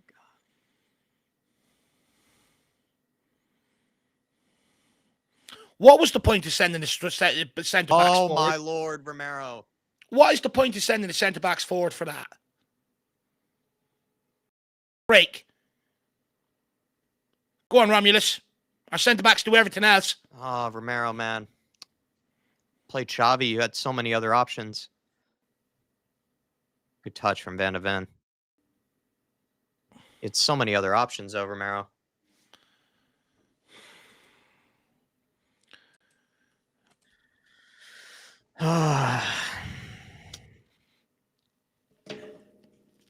Too many times have we been sitting here at halftime talking about how shit we are. I'm not having it anymore. Come on, Johnson, loads of space. You and Parrot, can we get one ball in the box? Oh my Lord, God. holy Jesus, shit, fucking Christ. Neither of them What can the cross fuck it is today. wrong with us? We are absolutely shocking. Honestly, your under 7 side is better than this. Yeah, that's it. Get down the tunnel. Get down the tunnel, Frank. Make sure you get into these players at halftime. That is fucking shocking. That is disgraceful. That is an absolute disgrace of a half. Yet again, Chelsea last week, you're thinking, okay, surely that hurt somebody. Nope. Come out and do the exact same shit again this week. A bit like the Sick of Chelsea it. game, though, too, Dave, where the goal that we conceded is our own mistake, and then we've also created nothing at the same time, right? So it's a bit similar to the Chelsea game, wouldn't you say, because of that? Like, I would imagine our XG is pretty low. And then also, it's not like Man United were really doing that, much either. And then we just gave a goal off of our own mistakes. So it is a similar script to the Chelsea It's game, isn't it? exactly the same script. Exactly the same script. Even to the point where Mickey Van de Ven put under pressure to try and clear the ball that leads to a goal. I mean, it's just shocking. But I mean, the problem is, Jack, is going forward, we give it away so easily. We leave ourselves open for teams to score against us. It's just that simple. When we make so much mistakes as we do in possession, you're going to play yourself into trouble at some point, and that's exactly what we've seen today. But make no mistake about it, Thomas Frank got the team selection wrong from the very beginning. Dropping Rodrigo Bentancur and playing Papa Matsar has already come back to bite us. So it's the source of the goal. You can blame Van de Ven all you want. At the end of the day, you're taught when you're 5 or 6 years of age, when the ball's in and around the 6-yard box, get it cleared at all costs. We're trying to play fucking football. Embarrassing. But we're so shit going forward, we rely on set pieces. Not once have we done anything from a throw-in or a corner kick yet today, which makes it, when you don't have that, we are so blunt, and it leads to that 0.05 XG we had last week and whatever XG is this week. Yeah, it's probably the reality is United haven't even been great, but this is the problem, Jack. United haven't even been great. We just gifted them a goal. Should be 0-0. Chelsea weren't great last week at times. We gifted them a goal. It's a common theme. It's rinse and repeat. Going forward, Xavi Simons is actually looking bright today. He's finding space. He's getting on the ball. No Richarlison down the left-hand side to play. No Johnson down the right-hand side to play. And Mwani's up against 3 centre-backs, so that space isn't there to play him. Yeah. What is the plan going forward again? No one's taking shots. Everyone's trying to play this perfect goal. When we try and cross the ball, it's going out into the stands. I mean, What are we doing here? This is getting worse and worse and worse the longer it goes on. There's no plan going forward. And I don't want to hear he's got no options. He chose to drop Budapest today off the back of the kid scoring midweek and actually looking bright. Yeah. You know, I don't bite. He chose to start Richarlison today, which was a brain dead decision in the first place. You look at Richarlison, he's out of form. He's lost all belief. He's lost all confidence in front of goal. Why Yeah. play him today? Why? Yeah. You didn't Yeah. need to do that. Putting Destiny Udogie on the bench. Every time Jed Spence gets the ball, it's going back inside, back inside, Yeah. back inside, which then leads to the horseshoe football, the recycling. It's get a doggy on the pitch, get Hotspur on the pitch, and let's fucking have a go at this game. Again, it was set up today in the first half to contain Man United and try and go and nick a goal from a set piece. I'm absolutely bloody fed up with it. Yeah. Shit team from the off, set us up to failure, and then no wonder why Yeah. we've seen the shit that was to come. As soon as it was announced in our pre-match build-up, by the way, it was only 11:30 in the morning. Most people that were up early around the world like yourself wanted to go back to bed when they seen that lineup, and everyone like myself that lives over in the UK and Ireland were looking at it and going, oh, this is going to be a long, long game. And it almost killed the enthusiasm before the game. Yeah, it did. Before it even started. I mean, all the points you made about it's the same script, from the Chelsea game. We're not doing anything to create, but then at the same time, we then just give them a goal that we really shouldn't be. It wouldn't be great, let's be honest, but if we just went into it 0-0, you'd sort of think, it's still anybody's game. Both teams are playing pretty terribly here, but at least, we haven't given up a goal. We did give up a goal that was completely unnecessary. And then you would say, I mean, this is probably being a bit nitpicky, Dave, but like you said, Richarlison, huge mistake to start him in this game. I know I really like Pop Matasar. I love the kid, but you just wonder too, like also dropping Bentancur. Bentancur would not have made that mistake in the box there with Pop Matasar did. He would have actually taken that under pressure and he would have made the right decision. People absolutely hate the guy, but I think he's one of the most composed players under pressure in situations like that. Whereas Sarr panicked a little bit and kind of a few times has kind of panicked a little bit in possession today. Even though I love the kid and I defend him to the hilt, I just say, that's also maybe a decision that's come back to haunt him a little bit where you kind of, if you're not going to give any chances to the team, you don't want to give up something like that there where it's just, again, from sort of your own mistake and unfortunately from Pop Matasar there, but completely agree with all your points there. Frank is over rotating. He's killing himself and he's killing this team. And what I mean by that, Jack, is when Papa Matasar, right, up until the first 6 games of the season, that included preseason, he was involved in nearly every game, every goal we scored. And the reality is, no teams could come at us through the middle because Sarr, Bentancur, and Paulinho were absolutely ripping it up. They were forming good cohesion. All of a sudden, he pulls Papa Matasar out of the team, tries to accommodate Xavi Simons, and it's derailed us. When we had Papa Matasar, Bentancur, and Paulinho, you only had a problem out on the left and a problem up front. Now we've problems all over the pitch because he broke that up. He's creating problems here with this over-rotation. The idea is we need to rest players. We're less than 20 games into a season. You can't be that tired. We need to rest players. With international breaks. Yeah, exactly. We need to rest players so that we don't get injuries. We've more injuries than what we've had last season. You rest players in December. You rest players in December. You rotate in December, January, when the fixtures are just coming every couple of days. At this stage, the amount of rotation we've done has come back. But the big problem with the rotation, Jack, is we're seeing shit like this on the pitch where there's no cohesion, no fluidity, no passing movements because we're rotating so much. No one has a chance to build up partnerships, to get to understand each other's games. It's becoming a huge, huge problem. Yeah, and I'm seeing a common theme with Thomas Frank at home, by the way. He's setting the sides up to contain it and be nil all at half-time and then looks to go at it in the second half. At home, you should be going at it from minute one, not sitting off and being pragmatic and stuff like that.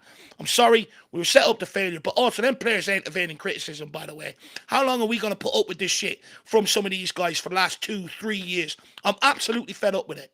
It's shit. Completely agree. Just going to take a lot of comments here. Ed Sweeting saying we wasted about 6 or 7 opportunities to put a damn ball into the box. Yeah, I mean, Johnson and Porro towards the end there. It was just dumb and dumber, really, between the two of them, especially Pedro Porro. You expect a lot more from. With Johnson, you sort of take it as it comes because we sort of don't really rate the guy, but he's actually put in better crosses. That one cross he put in, but he's put in a better cross today than Pedro Porro has really nearly all game. Rakdos Madness with a funny comment here saying Frank could better start making some halftime changes or I'm going to start taking his chewing gum away.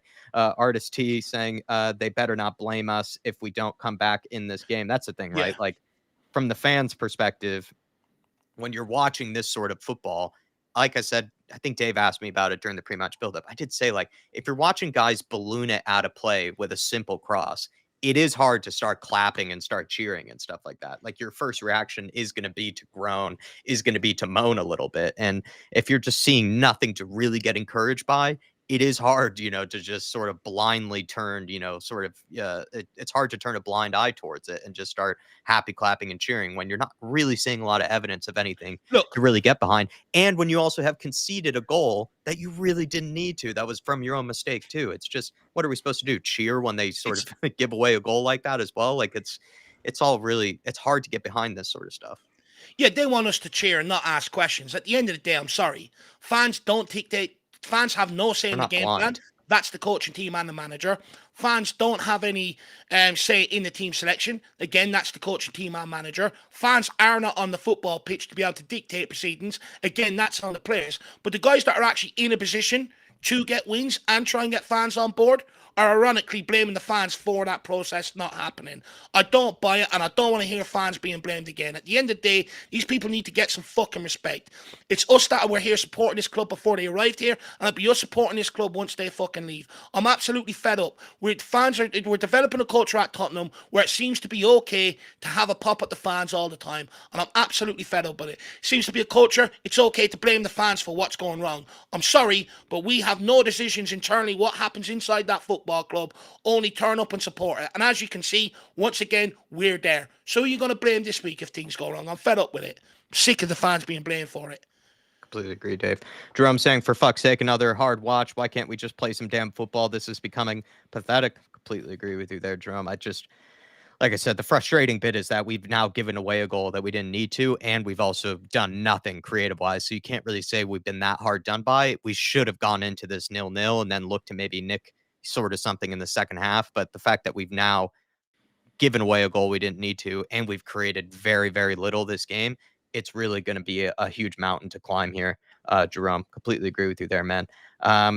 This has been a very typical Frank performance that we've become used to seeing. So, Stefan, boys, big up to you, Stefan, and really Yeah. appreciate your contribute to the fan show.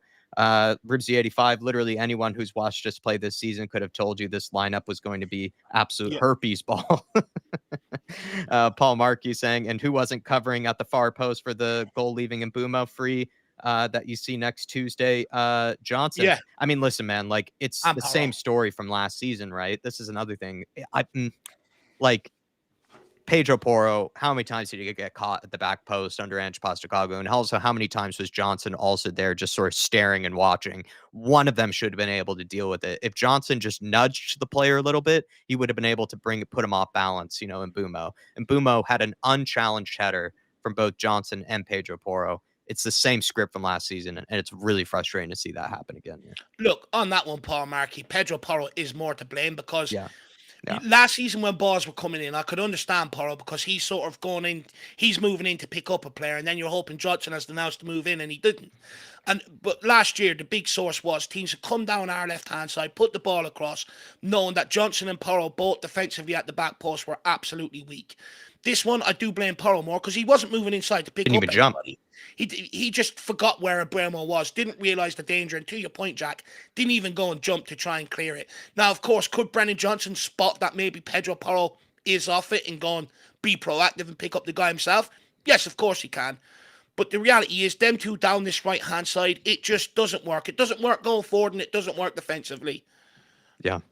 Q7 saying facts. The Richie start on the wing, especially knowing that he can't even make runs, makes no sense. Odebear had to start, and Udogi as well. We can't keep playing scared because of injuries. Completely agree with you, Q7. And then TJ saying, regretting waking up for this masterclass. Where are you, TJ? Are you on the west? TJ, are you on the West Coast? Because yeah, definitely got up. I wanted to get up early for this game because it's one more game before international break, and I was kind of like thinking, you know what? Put in a shift, get up with Dave, sort of get pumped up for the game. But the moment I saw that lineup, like Dave said, a little bit of air sort of left my, left my lungs, seeing that lineup. Could almost hear you sighing as soon as it came out. Yeah, I was trying, and even that's why I stalled and stuttered over the lineup for a second there because I was like, is this really what he's gone with? Jerome saying, Man United don't even have to play well to beat us. We are absolutely rubbish. If this is not a tactical issue, then I don't know what to say. That's what I'm saying, Jerome. I think we're on the same page here where I think the frustrating bit is we haven't been outplayed at all by Manchester United. We've just been terrible. They've been terrible, and yet we've given them a goal. And that's the frustrating bit, is that we're not doing anything to create. So it's going to be a real mountain to climb here to somehow play better in the second half and actually create some chances. But then also, if you're not creating any chances, don't give away a goal like we've done there. So it's very similar script to the Chelsea game, man. Very similar script. But the scary thing is that Chelsea then went on in the second half to absolutely dominate us and absolutely destroy us, where they should have won 2-3-4-0. Let's really hope that doesn't happen here today, because if that ends up being a similar script, then yeah, pressure will be on, man. But I completely agree with you, Jerome. If you're going to be this terrible, don't give a goal away like that. And the I tactics think do need to improve going forward as well. I think what the concern is if teams are beating you and they're not even playing well. Yeah, that can happen once or twice over the course of a season. This seems to start being a Yeah, regular thing now. completely Teams aren't agree. even having to get out of first gear to go and beat us. Tom Lowry saying Xavi's been playing better. Actually, Xavi's not been Yeah, the problem, I don't think, today. I don't think he's been the problem at all. He hasn't even given it away that often, he just hasn't been helped. There's been no options for him when he's got the ball. And to be fair to him, like, I just don't think he's compared to other games, like, he was a bit, like, sometimes he was giving the ball away in some games, where he was receiving the ball in good areas, but then he just got bullied off the ball or whatever. But this game, I wouldn't say he's done that. He's actually been pretty tidy in possession for the most part, Xavi I'd also Simons. argue, Jack, he's been our hardest worker out of possession as well. He's the only one Probably. that seems to be getting pressure on it. That's a fair point, too. Like this, but this is what annoys me about this game plan in general today. I'm not being funny, but Jack, you go back to their first free kick. It was a pass back to Lemon. He could let the ball go out under his feet. It went out for a corner kick. They didn't come into this game fully prepared or on it, as you can see. That mistake happened early on. So where's the sense to say, okay, rip up the original game plan I had, go and press that back line, Maguire's shaking possession, Shaw's shaking possession, the is shaking possession, and so is that goalkeeper Lemon. Get after them. Be brave. You're at home. Go on fucking for the juggler. We didn't. After first 10 minutes, we sat off them and we allowed them to get comfortable and grow their way into the game. Allowed them to pass it around, feel comfortable. I'm sorry, the game plan has just been absolutely shit. King Huddle saying United have only had 3 shots in the entire half. How have we been totally outplayed? I don't think we have been outplayed. I think we've just been shit, to be honest. Both teams have been shit, and we've just given away a goal that we didn't need to, King Huddle. That's kind of my take on things. And then James Coffey, big up to you. Hopefully you're doing okay in New York, saying, I'm dreading watching home games now at this stage. Need to make halftime changes, not standard 60 minutes. No idea how Spurs are going to score. Well, Odebear has come on, but for Kolo Muani, it looks like. Oh, my Lord. I think he's had a howler here, Thomas Frank. He's kept on Richarlison, the guy who's been single-handedly the most useless player in the box as well. I don't get it. Maybe there's a part of it when Muani's injured. If he's not injured, then I just don't understand the change whatsoever. He took a knock, in the first half, but But he seemed fine when he got on the ball and ran at yeah. the guy there near the end to win a corner. So Well done, Xavi. I think if you're Muani as well, unless you're injured, you're going to go absolutely ballistic. Oh my God, another one straight into the keeper's hands. But yeah, Richarlison, he whiffed at the only chance we had in the entire first half. Richarlison whiffed at, so it really doesn't fill me with confidence. But James, he has done the right thing in bringing on Odebear, at least. Odebear did need to come on for this game. Just for the wrong player. And as you can see, Spurs fans aren't too quick to retake their seats here either. Yeah, I'd be getting well oiled. Yeah, I think at that point you probably should. Yeah, James, let me know what you think, man. The fact that he's brought on Odebear, which I think is the right call, but then he's brought him on for the wrong player potentially. Just go to the toilet quickly, Jack. Yeah. But maybe like Dave said, though, maybe Kolo Muani has had an injury, but we're only speculating and only giving him the benefit of the doubt, because if Kolo Muani isn't injured, I don't know why he's taking off Kolo Muani.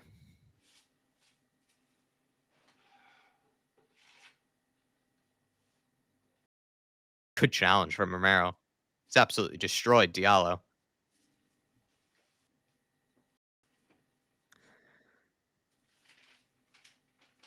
And that's exactly the type of change I would make to intentionally make things worse, says Ribsy. I mean, playing Richie through the middle, man. Like, he actually, I don't think he's had a good game, to be honest, Richie, but at least maybe his whole-up play has been slightly better when he's been on the left side this game. Just another chance, Richie, and he whiffs another one. Oh, he's just whiffed another one, Richie. He was offsides as well to make things worse. Just a step off sides.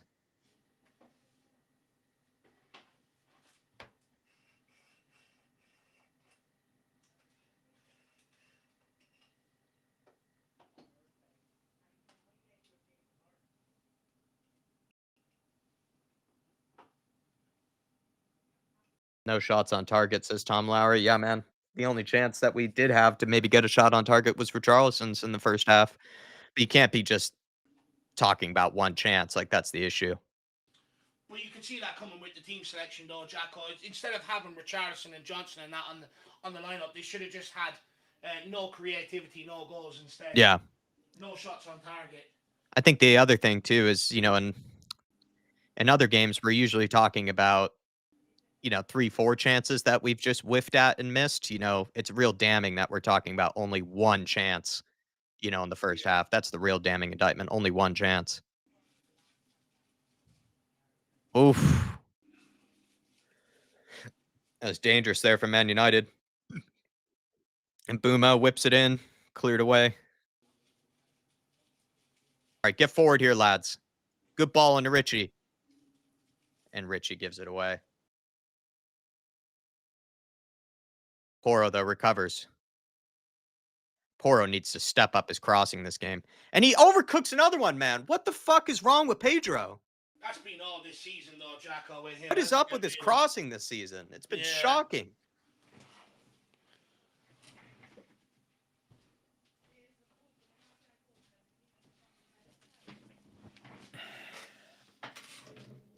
Pedro's crossing has been worse than Johnson's this game. Dara says, I'm starting to think Frank is lost in a job this size. I'm starting to think that Pedro Porro's forgotten how to cross the ball. What I will say is we certainly don't look like a well-coached side right now. No. Too much tequila, says Brett Loft. Yeah, clearly with Pedro Porro. Too much sangria. Fuck me, even this sort of football is going to drive me to that, and I don't drink. Making this guy look like a world-class coach, for fuck's sake. Ed Sweeting saying if Porro's crossing continues to be like this, he's become useless. That's a fair point, actually, right? Like, if he's not going to be good going forward, then he's also cost us the goal. Yeah, absolutely spot on. That is a fair point. Jed Spence would have cleared that. Jed Spence would have been there to clear that away. You have Udogie then on the left side. If we are going to be toothless going forward, you might as well then just have Jed Spence on the right and Udogie on the left. It's a fair point, actually, Ed. But also, we're 1-0 down at home. I don't want to see us start going into this low block. Get after the fucking ball. Yeah.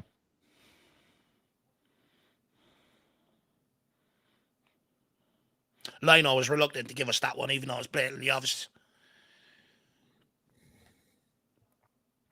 This cameraman got a fascination with Casemiro or something. There's a game going on. Mostly full crowd, it looks like. Not even a good back pass. No. Can we get Doggy on the pitch as well so we can start opening up down this left-hand side? This might be the first game I might switch off, says Artist T. Might just go watch some Bundesliga Spy. Never switch off a Tottenham game. Unfortunately, we've got to sit here and we've got to endure this pain. Because why? Yep. I'm going to keep saying it. As much pain as we endured last season, that parade is exactly why we do this. Never lose sight of that. Well said, Dave. Calm heads prevail. Dave being the calmest head in the building. I'm just used to it. I watch Ireland games, even though we get battered every international break. But I hold on to the hope one day we're getting to the World Cup again. You know what I mean? That's amazing. Oh my Lord, Jed. Oh, good play, Sar. Good pro. Sar? Hold it. Shoot. I'll have a crack. Oh my God. Oh, why is that's? It's a cross. He had the opportunity to shoot or play a pass. He did neither. He didn't know what to do there. That's the concern. He's not had a good game, Sar. Well done, Porro. Good defending. Romero, don't get a yellow. Well done, Richie. Unlucky. Good defending, Paulinho. Well done, Zhao. It's gotten in Odebear's way, though.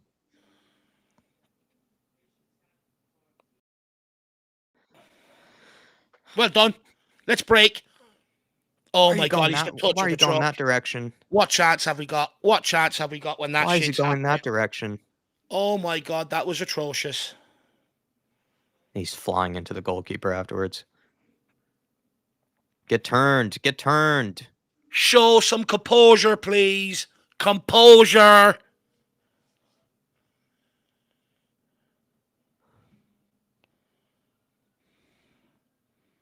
Let's just give Wilson the ball. Let him run at them, please. We've no other choice.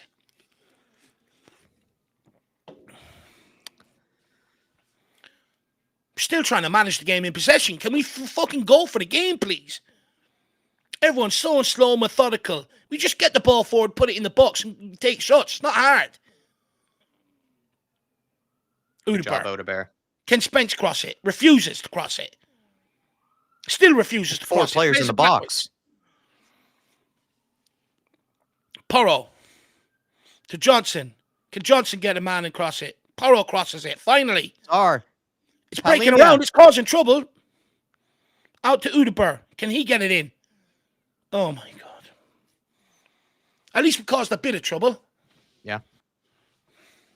It's not difficult football. They don't even, like I'm saying, they don't even look that good, Man United. They don't. They're just waiting there to be picked up. Oh, what a save. What a fucking save. Oh. It's probably the next best chance we've had. Again, our centre Brilliant backs cross from Odebear. Everything in this team. It's a great ball in. Unfortunately, it's a flick round the corner. It's right at the keeper. But even then, It's still a I've good seen that save. come off the keeper and go in. How's he kept that one out? Still a good save, actually. Yeah, it's a great save. Was it Odebear or Jet Spence that crossed it? Oh, Lord. Not a good cross there from Xavi. Odegaard. Well done, Xavi. Good Well done, touch. Ref. And he's nearly ballooned the ball off his face. Come on. That's a yellow. Give him the yellow. Scott Lewis has become a new flat cap member. Big up, Scott. Really appreciate the support, my man. Welcome. Welcome aboard. Thanks for catching that. Big up, Scotty.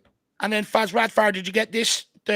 Oh, sorry. Yeah. Pudgeror Poro and the Pigeon Poro and... No, I don't get that. Pudge? Just call him Pudgy. Pudgy Poro. And Scarlet for Richie, please.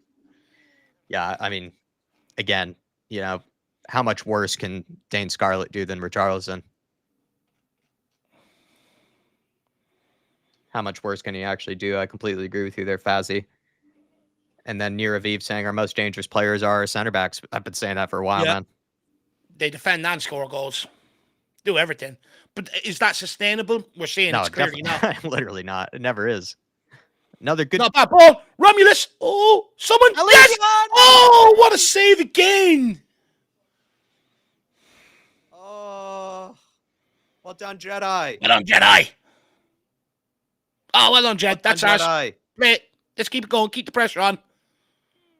Johnson's well turning into Ronaldinho. Back to Romero. Oh, Romero, not a great ball. Well done, Jedi. Get after that. It's not going out. It's not going out. No, he's gone down way too easy there, Ref. 2 shots on goal there, at least. Now we've had more shots on target than Man United have. Ribsy, welcome to Tottenham, where the defenders are the attackers, and the attackers are grumpy, moody kids who need a nap. Yeah. Ribsy also had a funny comment earlier by taking off Mwani. He said, Thomas Frank is, if your intention is to try to lose this game, Thomas Frank has done an excellent job. Yeah. And TJ says, tell on Richie off from Texas, Jack. Big up, TJ. I love Texas, man. It's my favorite state. Get the Mbappe on. I'm not from Texas, but it's my favorite state that I've ever been to and lived in. Do they still do that thing down there where they let the bull out around and go after the people in the arena, no? You know what I'm talking about? I think that's a Spanish thing, isn't it? But did they not do that down in Texas now? No rodeos, is that They it, do. no? Well, yeah, they do have rodeos. Yeah, 100%. Oh, that's what you're talking about. Rodeos. Yeah. Get after that. Get after that. Go on, Richie. Hey, see, they're fucking useless. Yeah, man, that's the thing. They're not even very good, Man United. That's, again, the frustrating thing. We should have just gone into this 0-0 because they are not good at all, Man United. We should have just gone into this halftime 0-0. Big up, futures bright, futures lily white. Good to see you, my man. How are you keeping? How's life?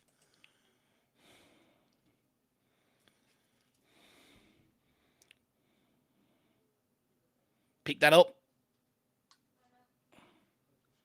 Well done, Jed. Ah, poor giveaway.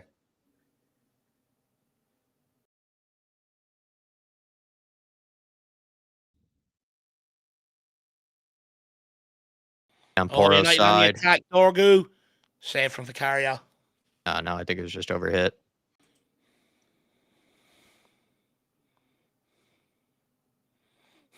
Start putting Van de Ven up front. It's time. Yeah. Yeah, seriously. I'm at this stage, it's not even a joke.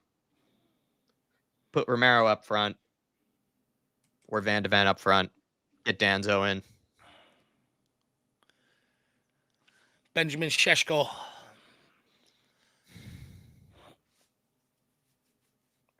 Now you're looking to have an outlet now. Relieve a bit of that pressure.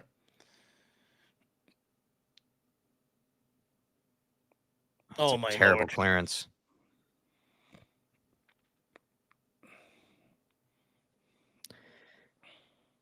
Yeah, they took off Mazraoui to put on an extra forward, so that means Diallo is going to go to right wing back, you'd imagine. Poro, man, two hands in the back, right in front of the referee. Stupid. And again, he's going nowhere there, Poro. He's had a shocker.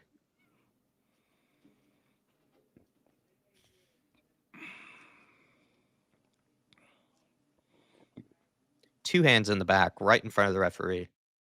It's just dumb. And then he's looking at the referee going, what did I do? You know what I mean? That's what winds me up.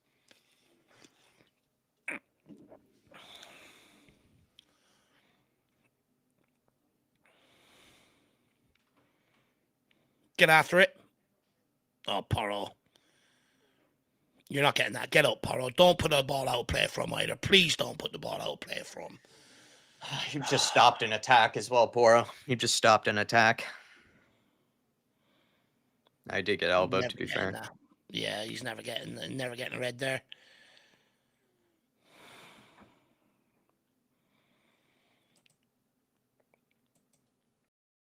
Oh, come on, Spurs. Yeah, I have a feeling if we can get one, we can go and win this. You know, I think there's a second there, but it's just where's the first goal going to come from? You just need one of the centre backs. I'd have more hope. I'd have more hope if it were 0-0. If it were 0-0, I don't think I'd be panicking as much if it were 0-0 because I do think Man United have really created fuck all. Like they've created fuck all, but we've created also fuck all. Which is why I would say, I'd be more confident because then we are the type of team to just nick one. But the fact that I just think we have a huge mountain to climb by going 1-0 down at halftime. That's where it made things worse, really, Dave, is being terrible going forward in the first half, but then conceding a goal that you really shouldn't be. Just makes your life so much harder.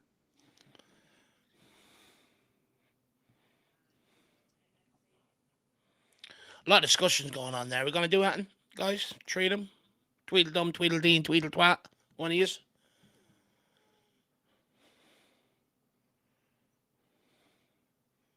Vicario. Pumps it long. Can Johnson keep it in? That's overhit. Brett Lockhead is saying get Paro off, swap Spence to right back and get a Dogie at left back. Not a bad idea, to be fair.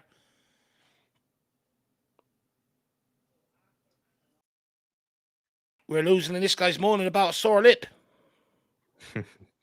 Brett Lockhead says, Dave, they're talking, but they're talking about what level of Candy Crush they're on.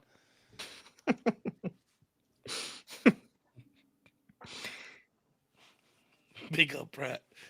Don't you dare, F. Well done. Good ball. Did you hold it? Nice. Oh my Lord, man. God. Why are you even playing that pass, dude? You had time. Go on, Paro. Pedro. Good ball. To Richie. Did you leave it? The Oda Bear. Oh, the Oda Bear. He's off. The Oda Bear. You had Oda Bear. He just has to leave it. If he just steps over it, it's into Oda Bear's path. Oh my God, man, Richie, you fucking terrorist. Look at this. If he just lets that beat him. Oh, you're right, Dave. I didn't see that. But even Good for there, him. when Richarlison earlier, he also received the ball, and there was no one near him. He actually should have had a crack from outside the box, but he decided to play Johnson when Johnson was just marked. And then there, he plays Johnson again, but Johnson's offsides. It's like, dude, He just has he's zero just awareness. useless, man. It's playing with 10 men. Wins that. It's a free ref. Thank you. It's playing with 10 men, man. Why is he taking Kolomowani off? Skunkworth says, not being funny, but Carragher's right. We look like League Two at some point. Tyler, get him off the goddamn pitch. I think Richarlison needs to listen to that Beyonce song, To the Left, To the Left. Everything you own in the box to the left. Mickey van der Vendinho. Can we get another run off him? Udebird, there's no one behind him to pass back to here. He's going to have to go back to Vicario, yeah.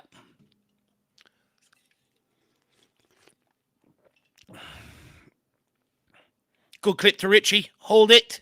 Just, please. Well done, Jed. Oh, my God. It keeps breaking down at his feet. Come on, you Spurs. Let's go. Come on. Come on, Tottenham. It's not done yet.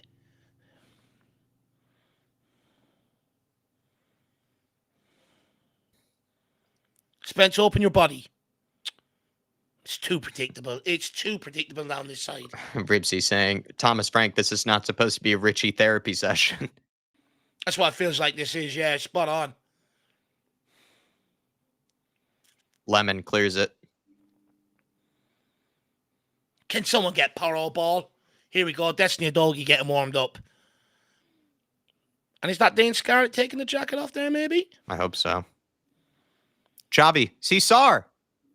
Oh, come on. Sar's also got to ask for it there. It didn't look like he wanted it. Good ball.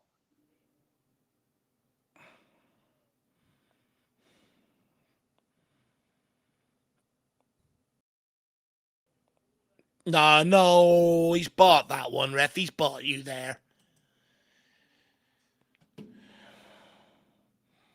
Q7, as a manager, how do you watch your player do these things and keep them on the pitch? I mean, my question is, Q7, how do you watch your players do these things and select them to be on the pitch? Yeah. From the off.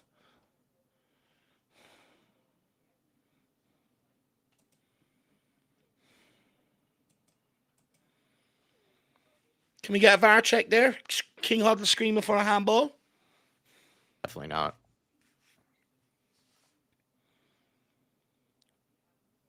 Ooh. Come on, Mickey.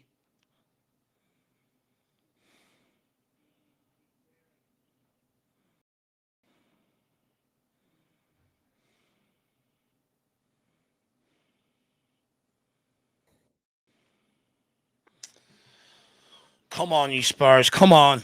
Destiny Udogi coming on. Wonder who's coming off. Porro or Spence? Probably Spence. Spence thinks he really well. He must think he's coming off. He's the man in the ball here. Oh, look, he is going forward. Wow. Amazing what a substitution can do. Suddenly there's intent to drive forward with the ball. See Xavi.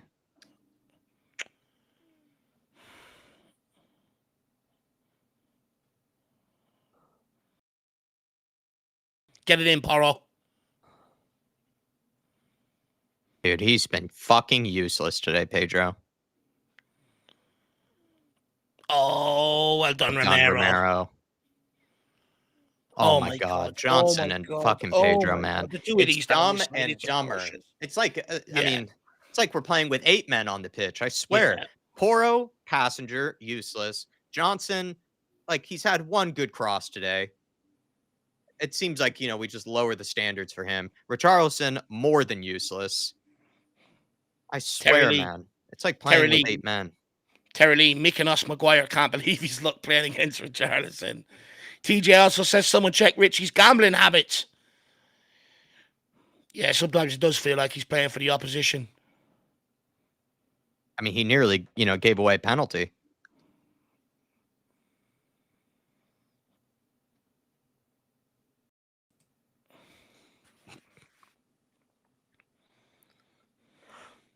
Udogie is on for Pedro Porro. And hopefully we see a bit more speed and directness down this left-hand side. That's the idea behind it.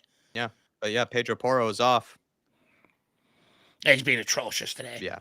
I think, like you said earlier on, someone said in the comments, if he's not crossing the ball and he's lost that ability, then what's the point of selecting him?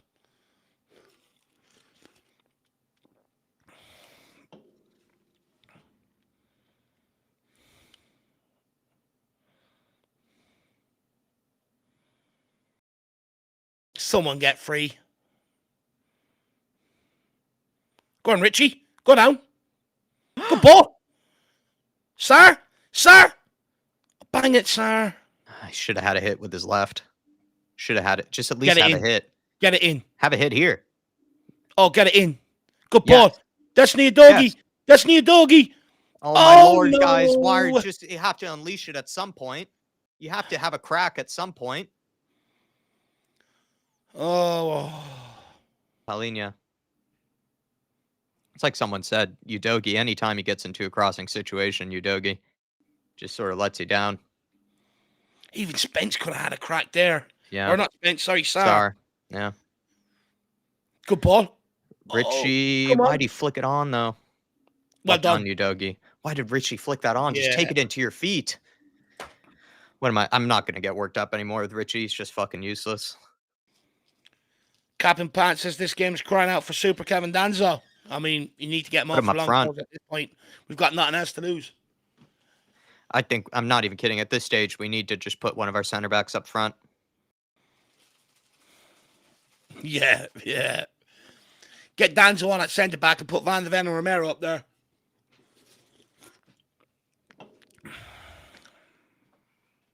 Even put Palhinha up top.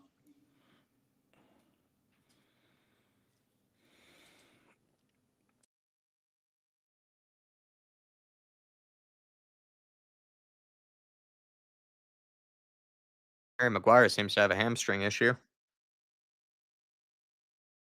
That's a good ball into Bruno. Oh. Jeez. Doesn't usually miss them. It's probably their second chance the whole game. But we were wide open there. Yeah, wide open. I think Palhinha puts him off.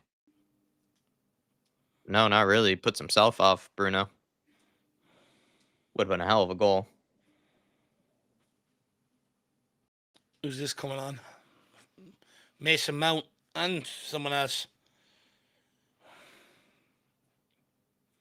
Brett Loft saying we could play till midnight and not score. Yeah, it feels like that. We said that against Chelsea, didn't we, as well? We've said that a few times this season.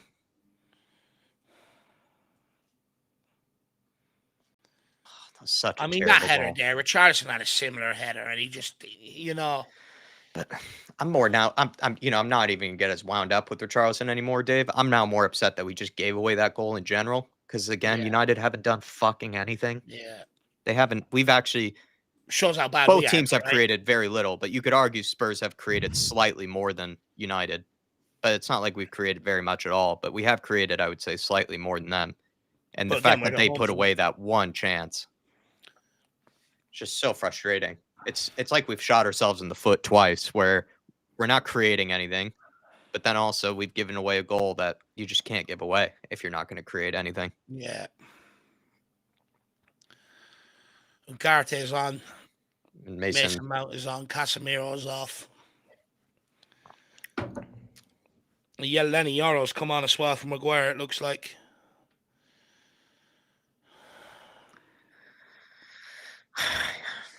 If we can get a goal before the 80th minute, it's on.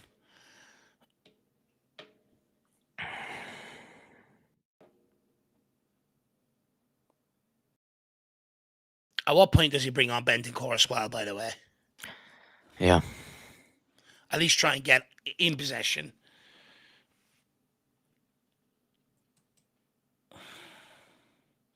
Daniel Larson says sometimes all you need is one chance. Yeah. Well, it better not fall to Richie. Unfortunately, we need 20. I hope that one chance we get doesn't fall to Richie. Yeah.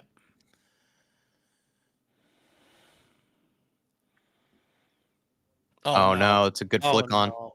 Well done, Vicario. Well read. That's very well read by Brilliant Vicario. goalkeeping. Offsides. Oh, come on, Spurs. We just need one attack. We just need one. We're capable of one, surely. And Bumo's proven to be better in the air than Richie.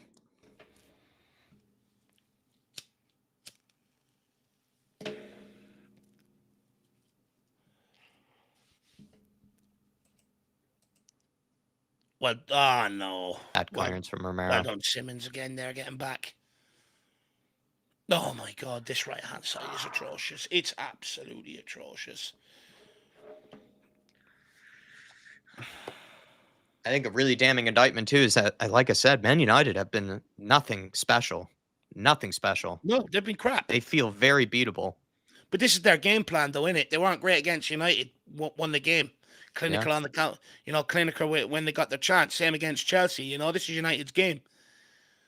But that's where, yeah, I think, I think that's my point, though, is like that really, then you really ask questions of Thomas Frank and these players.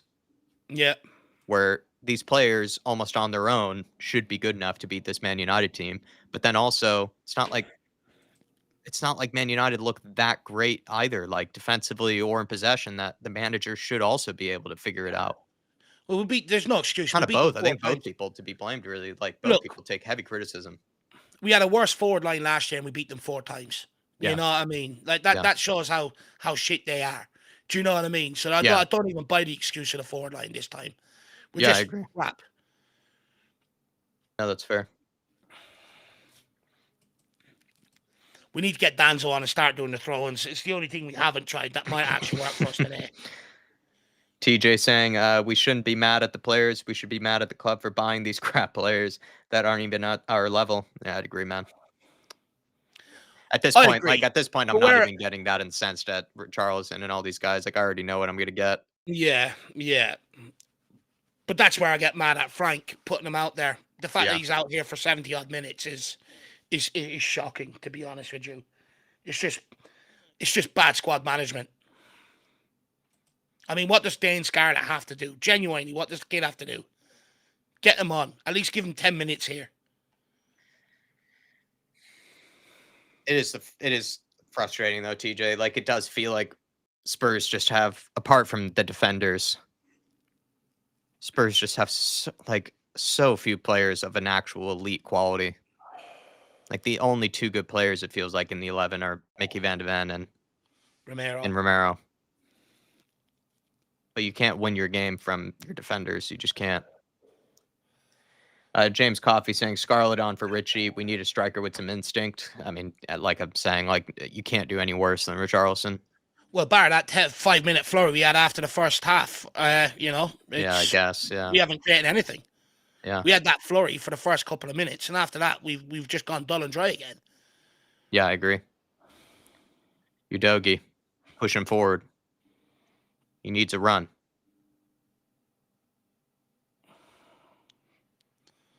We've got to start moving this ball a bit quicker than what we are across this back line as well.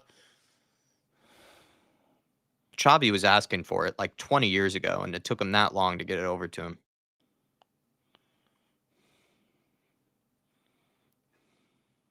Good ball. Got to hold it, Wilson. Someone support him. Someone move. That's a free, ref. That's a free. He's got there first. Thank you. Well done, Xavi.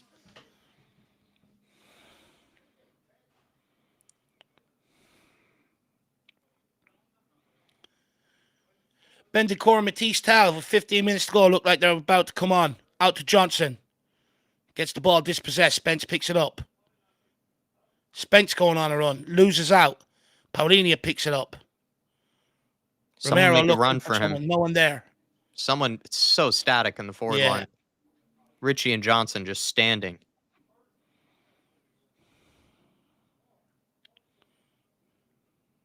Oh, bad No, giveaway it was from a burn. Odebear. He gets red. Oh, no. Oh, no, it's a ball in behind. Can Romero Intercessive, get though. back and recover? He does well here. Well Well done. done, Spence. Romero does well to slow him up as well. Spence pumps it long. No one to compete for it. Please, get the ball out and get these subs on. I'm sick of this. We're not even putting pressure on the ball now. We've given up. Look at us. We have completely given up. There's players walking everywhere. We're 1-0 down at home. And they're going to blame the crowd again, believe it or not. Simmons, waiting for people to get forward. Yeah, Very seriously. slow to get Simmons took, forward what, there. 12 touches there? Just allow the whole United team to get back behind the ball, why don't we? There we go. Play. Well done, Xavi. Play it out. Play it out wide. Got to get rid of it, man. You got to get it rid out of it. wide. Got to get rid of it, lad. Diallo's just skinned. Mickey Van der Ven clearly wants the substitutions. Jet Spence is hurting. That's not good. Has Frank left it too long to get on the likes of Bentancur and Tell in general? Should they be brought on earlier? Maybe Bentancur at least. At this stage, Frank has made so many wrong decisions when it comes to the lineup. Yeah, fair. It's hard to even know. No, it's a good question to ask, Dave. I just at this point, it's like he's already set himself up for failure. 24C says Frank is digging himself a grave. Yeah, I think he is, man.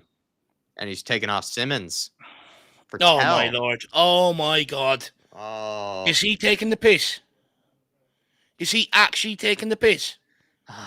Simmons has arguably been our best player tonight. Is he actually taking the piss? Simmons has actually been good today. He's tried. He's the only one that's tried to break them down.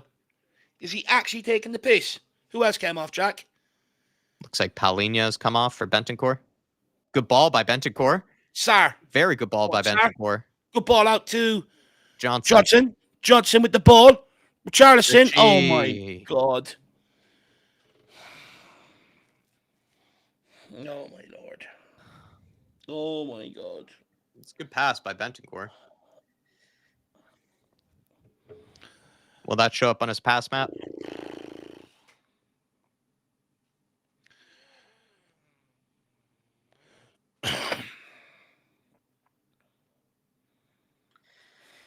Frank has just gone all the personnel wrong today. All the personnel. He got the lineup wrong. He got the subs wrong. Does he even know the squad he's dealing with at this point? Like he's just gotten everyone from Richarlison to he's left on Richarlison and Johnson on the whole game. People are saying now that Frank is starting to lose them a little. Starting to lose me. There's quite a few comments like that today. Starting to lose me. Because I think you can maybe have tolerance for the fact that it's just when you get personnel wrong at this stage, when you're starting to get the team lineup wrong. Dennis Daly, I think this is spot on. Frank knows about defensive structure, but beyond that, he's clueless. He's very clueless when it comes to picking his forward line. Like, it was so obvious the forward line that he needed to pick for today. Stevie Fraser says Frank is the pro. Continue with the exact same team you went with Copenhagen. Build some chemistry. Figure out a forward line that works. And he's broken it all up. He's broken it all up. He's ruined any bit of chemistry that would have been there in the forward line. Sarr. Wheesh. Frank is starting to give deer in the headlights vibes. Yep. I'd agree. Especially, like I'm saying, that my big gripe today is the lineup. Oh, man, that touch is shocking, dude. That touch is shocking. Oh, my Lord. Oh, my God. Oh, my God. He better be fucking gone. I actually have to play FIFA for the evening, and I have to play beautiful football. I have to change what I'm seeing here. Oh, come on. There's space here. Go on, Destiny. Oh, my fucking Lord Jesus. Oh, my God. Everything is just breaking down when it goes to his feet. Absolutely everything. Oh, my God. He's the new concrete boots. He's the new moon boots, Richarlison. I'm just going to call him moon boots from now on. I'm done. He's not getting his first name. He's getting moon boots. And Johnson's getting airball. Moon boots and airball.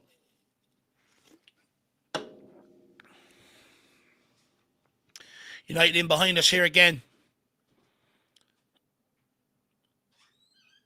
And they're just going to play it around there. Is anyone going to get pressure on the ball and try and win it and realise we're 1-0 down?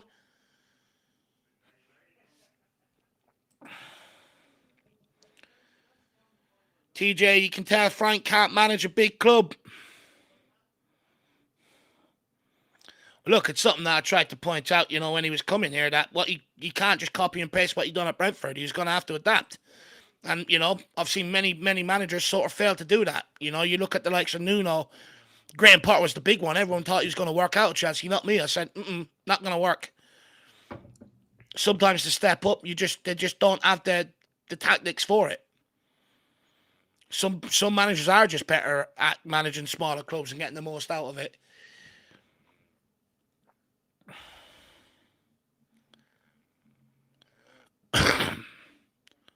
Sorry, like I'm left looking at this today, and I'm like, what? Like, oh, 1 second. Come on, Wilson. Go on, Wilson. Go on, Wilson. Burn him. Well done. Destiny, can we get it in? The first touch. Oh, good ball. Yes, Matisse! Come on, Matisse! Fair fucking play. What time is it? Time will tell. Come on. We're salvaging a point here, I guess. Let's fucking go. Oh, my God. Let's go for the winner. It's there for us. What a relief. It's there for us. Great ball by Destiny Doggy. What a touch and finish though by Matisse Tal. Wilson Odegaard getting on the ball, driving forward, beating his man with a burst of pace. It's brilliant. Gets it out to Destiny Doggy. Wraps a lovely ball into Matisse Tal. One touch, bang. Richie, you fraud. That's how you do it. Look at that. Lovely. And he cups the lids here as he does it. Absolutely brilliant. Europa League champions. We know what we are. Let's go. Oh, it's a lovely deflection. You would think if he just went with Tell instead of Richie, if he just did Tell and Colomwani. Fucking hell. Come on, get in. Let's go for the winner now. If he just did Tell and Colomwani, we would have probably won this game. Let's go and win this. I said before the game, I don't care how we win it, just go and win it. So let's go. That might have been Tell's first touch. That's a lovely deflection again from Matisse Tal, by the way. It looked like it was going. I think it was going to head in anyways. Like he put a lot of power behind it.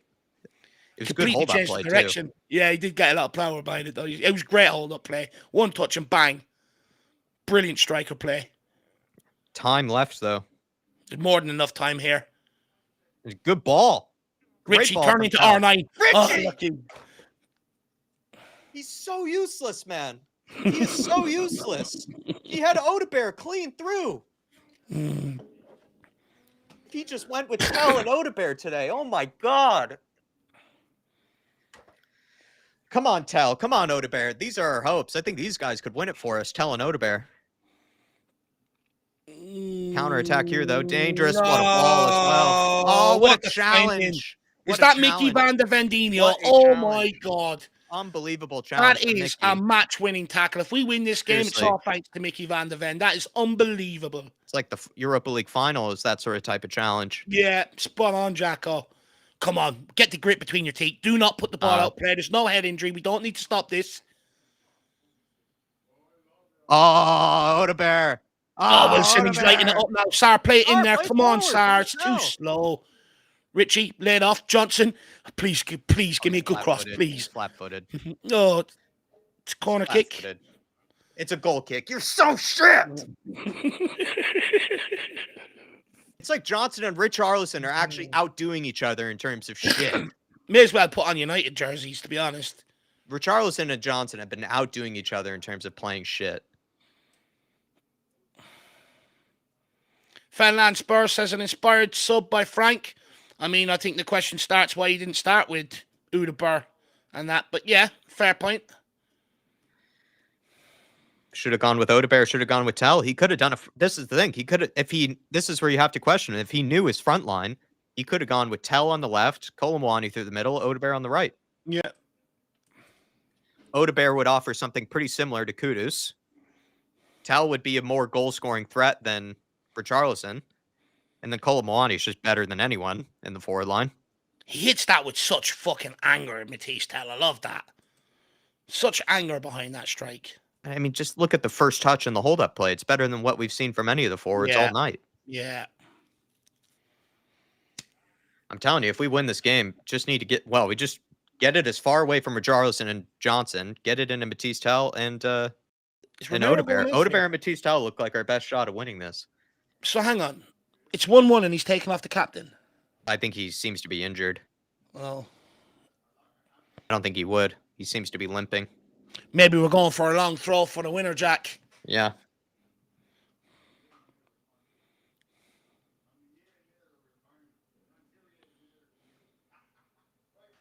Bring on Dane.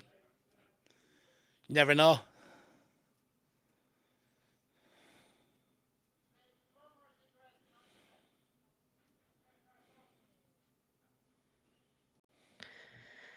Not good to see Romero coming off with an injury when he kind of only just came back, too.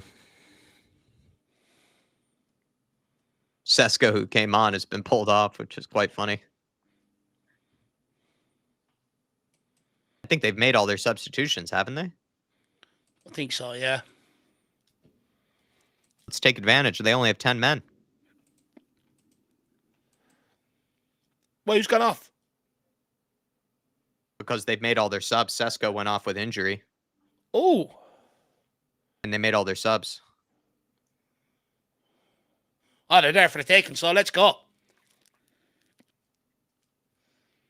Yeah, you're right, Jack. It's just popped up on the screen there. No subs remaining. Well spotted, lad. Eagle eye today, aren't you? Something. I wish I actually could bleach my eyes after some of the shit I've watched. I'd love to shit house the win here. It'd feel amazing. Oh, Odebear. Wilson Odebear again. Gets a good ball in. Oh. Sarah, just recycle it. Danzo, on to Mickey. I still have a feeling for him, you know. Come on, kid. Oh, Wilson again. He's giving them a torrid time. It's not a bad ball, Matisse. Hello. Oh, Tell. Oh. You're a hero. Oh, that would have been some impact off the bench. It's a great ball. A chance to be a hero. Oh, he's just took his eye off it, yeah. The standard is so low, I'm probably about to say at least he didn't whiff it. Odebear has been brilliant since he's come on. Yeah. He would have been an absolute hero. The winner's going to come down Odebear's side. It's got to. Or a corner kick. Yeah. Bentancur. Lay it off to Bentancur. There you go. Get it away from Johnson's side. Get it away from there. Tell dropping deep. Fuming. Good job, Tell. Bentancur's fuming. He made a run in behind. He wanted it. Come on. Come on, Spurs. Come on, you Spurs. Let's go. Come on. Yeah, you can hear the fans. They're encouraging them. Well done, yes. defense. Get it in. Good ball. Ooh, corner kick. This is it. Mickey Van der Ven. Come on, Mickey. This is it. This is the moment. Let's go. 6 minutes. TJ says, I take it back. Richie Dino. If he scores. If he scores, TJ. Come on, Mickey Van der Ven. You're the club's top scorer. We need you again. Bail us out. You can. We'll start calling you bail money if you score here. Bentancur? Odebear? Wilson! Odebear! Yes, Richie! You fucking beauty! It's the pigeon! Was it Richie? Yes! Yes, Richie! Prove, Lord. Prove, baby! Top of the box. Oh my God! Come on, we have shithoused it! We have fucking shithoused it! Come on, boys! Champions of Europe! We know what we are! We know what we are!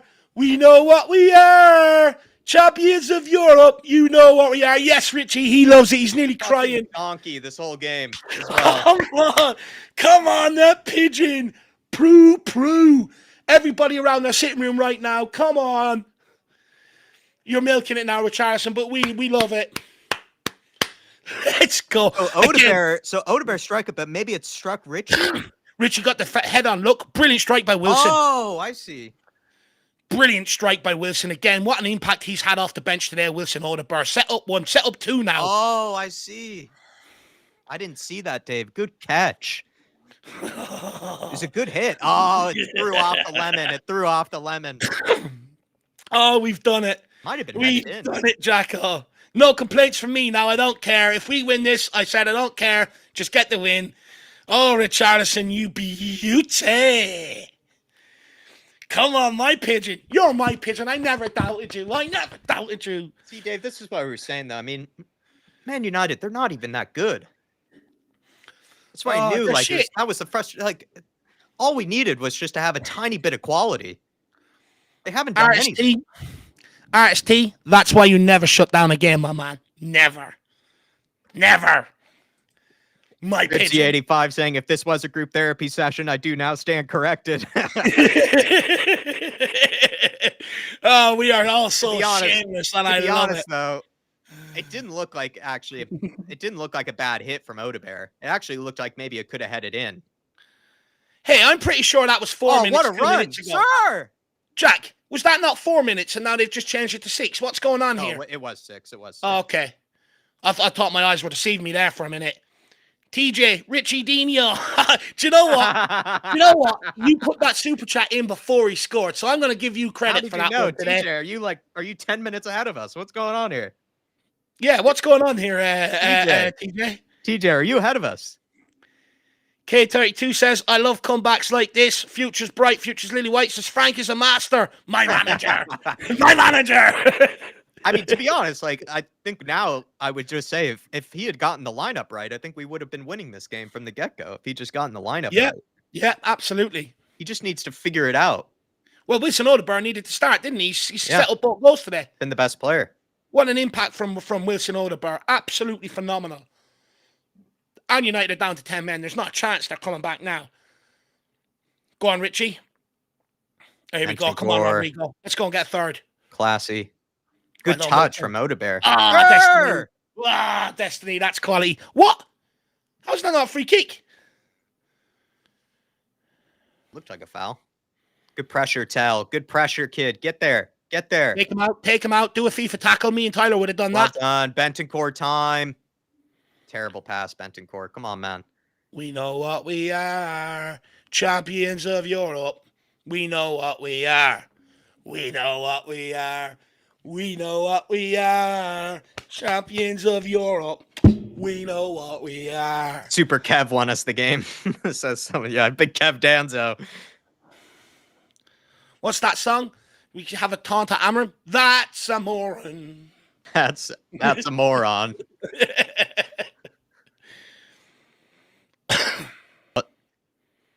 Used all of his subs. What was it Maguire said in Mykonos that time? Do you know who I am, mate?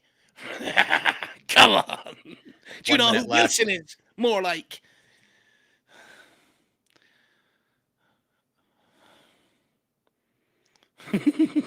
Lemon is coming up. Dave's having a curry. Jack's having a beer.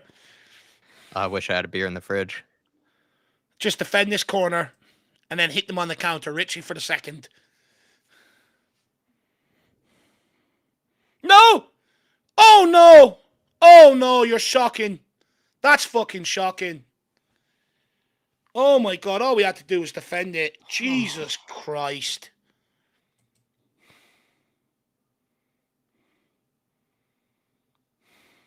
Oh, my Lord. Talk about just gifting them a point. Oh, my Lord. And Richie's going to be memed everywhere after the way he went celebrating as well. Oh, my Lord. He had the top off. He was giving it this and everything else. Fuck you, Delit. He scored against us for Ajax as well, didn't he, years ago? Please, VAR, give me something. He's not even being picked up. He's just free. He's so free. Who's marking him? Who's marking him? Again, it's another free header, just like a Buemo's goal. Oh, my Lord. We just dropped 2 points there. We've just literally dropped 2 points. It was in our hands. I'd say that also came from that giveaway it came away from that giveaway. Bentoncourt had the ball back and he just gave it straight back to United and then they won the corner. Oh, it's almost like Sarr and Bentoncourt made the same mistake this game, for fuck's sake. We have to be one of the most infuriating teams to watch. Go on, Danzo.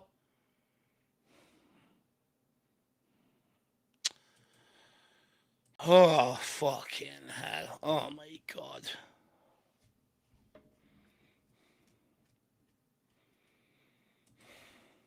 That's game now, isn't it?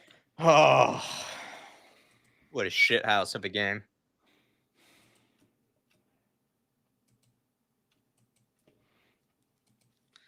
I think I'm also now left with more. I still don't know what to make of either team. I think both teams are still shit. We're shit. Man United are shit. Same thing. I don't think I've left here with anything.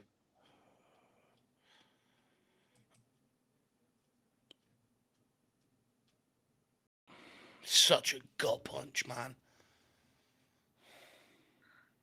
Oh my god. You know Arsenal fans going to have a field day with Richarlison celebrations. How Tottenham Oh my celebrate. god. Oh, Absolute Lord. kick in the stones. What a kick in the bollocks. Been so good at defending set pieces all season long.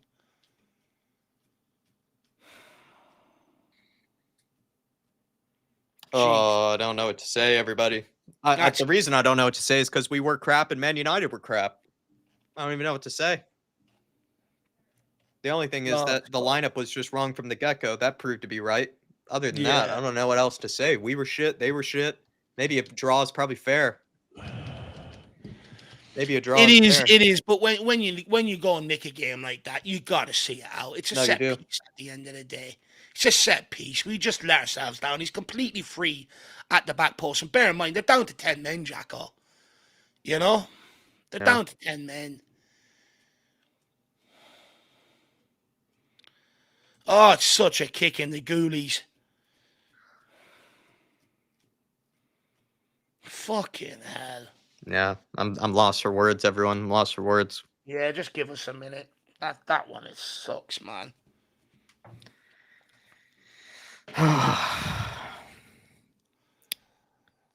Oh, that one Just see the sucks. game out. It was really poor give.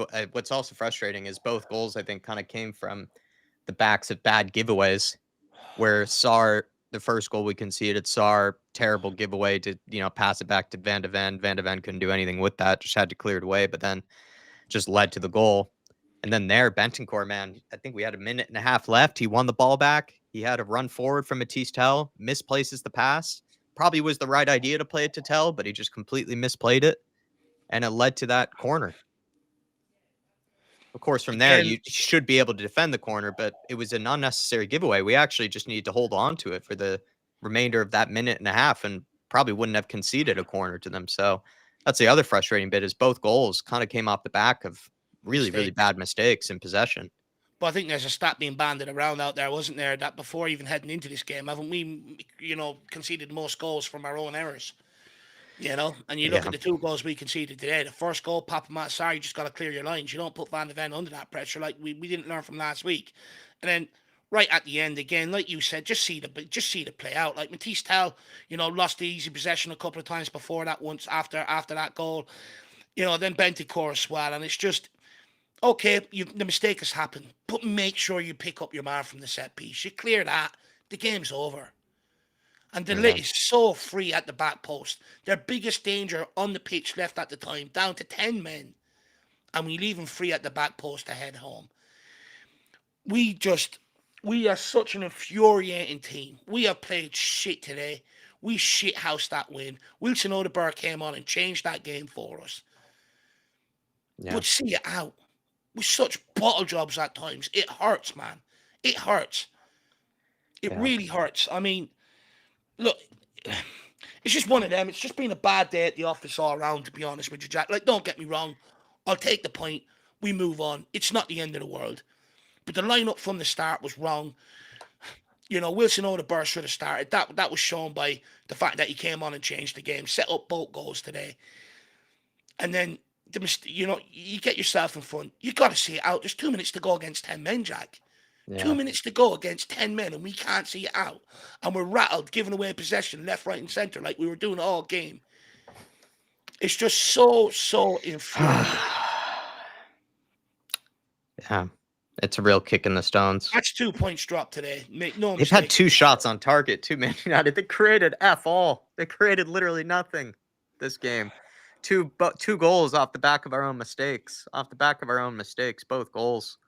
We should have been able to have a clean sheet today. We should have had a clean sheet today. It's just, it's all these errors. It's all these mistakes. And like Just a no one frustrating seems to be team. able to coach them out of them. It's just so frustrating. We are the masters of our own downfall at times. There's Yeah. just no composure whatsoever with this team, none whatsoever. Yeah, I just like I said, I think it wasn't a pretty game at all, but Man United, I don't think we're anything special. All we needed to do is just be a tad bit better, and I knew that we could win this game. And it looked like that's what we did actually. Once we brought on Odebear, once we brought on Tell, just a bit more quality was on the pitch. We were able to fasten some chances, create some goals, and then just we were own masters of our own downfall with those 2 goals that we conceded to them. Man United were nothing special today. Absolutely nothing special. They didn't even seem like they were that hard to break down. They weren't even that great defensively, I would say, either. We just were terrible, really, at so many times in possession.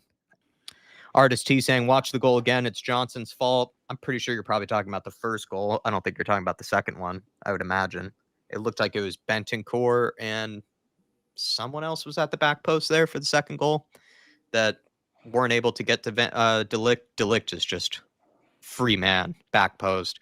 2 goals at the back post. 2 goals at the back post, and no one there to clear it away. But if you're talking about the first goal, I would imagine Artist T. Some people are blaming Johnson. Some people are blaming Porro. I would blame Porro first. And yeah, you could also say that Johnson should have made an effort to sort of nudge him off and sort of at least challenge him. Neither player challenged Mbumo for that first goal. But we've seen that before. That was the case last he's on season. about the second goal. I think Really? So Brandon Johnson was picking up the lit. I think maybe is what he's on about. Oh, sorry. I didn't catch that. Yeah, I'm going to have to look it back. No, Johnson was on Delict Jack. Well, then Johnson plays a part in both goals then, Dave, defending wise. Yeah. As you could say in the first goal, too, like he could have helped out Pedro Porro. Pedro Porro needs to jump and needs to challenge. But if Johnson had any sort of heart about him, he would, make a challenge on Mbumo there, but he sort of just watches him go. Well, again, then if that's the case, you got to question how hungry is he to win a game. Both goals. It's simple. That's what that comes down to. How hungry are you?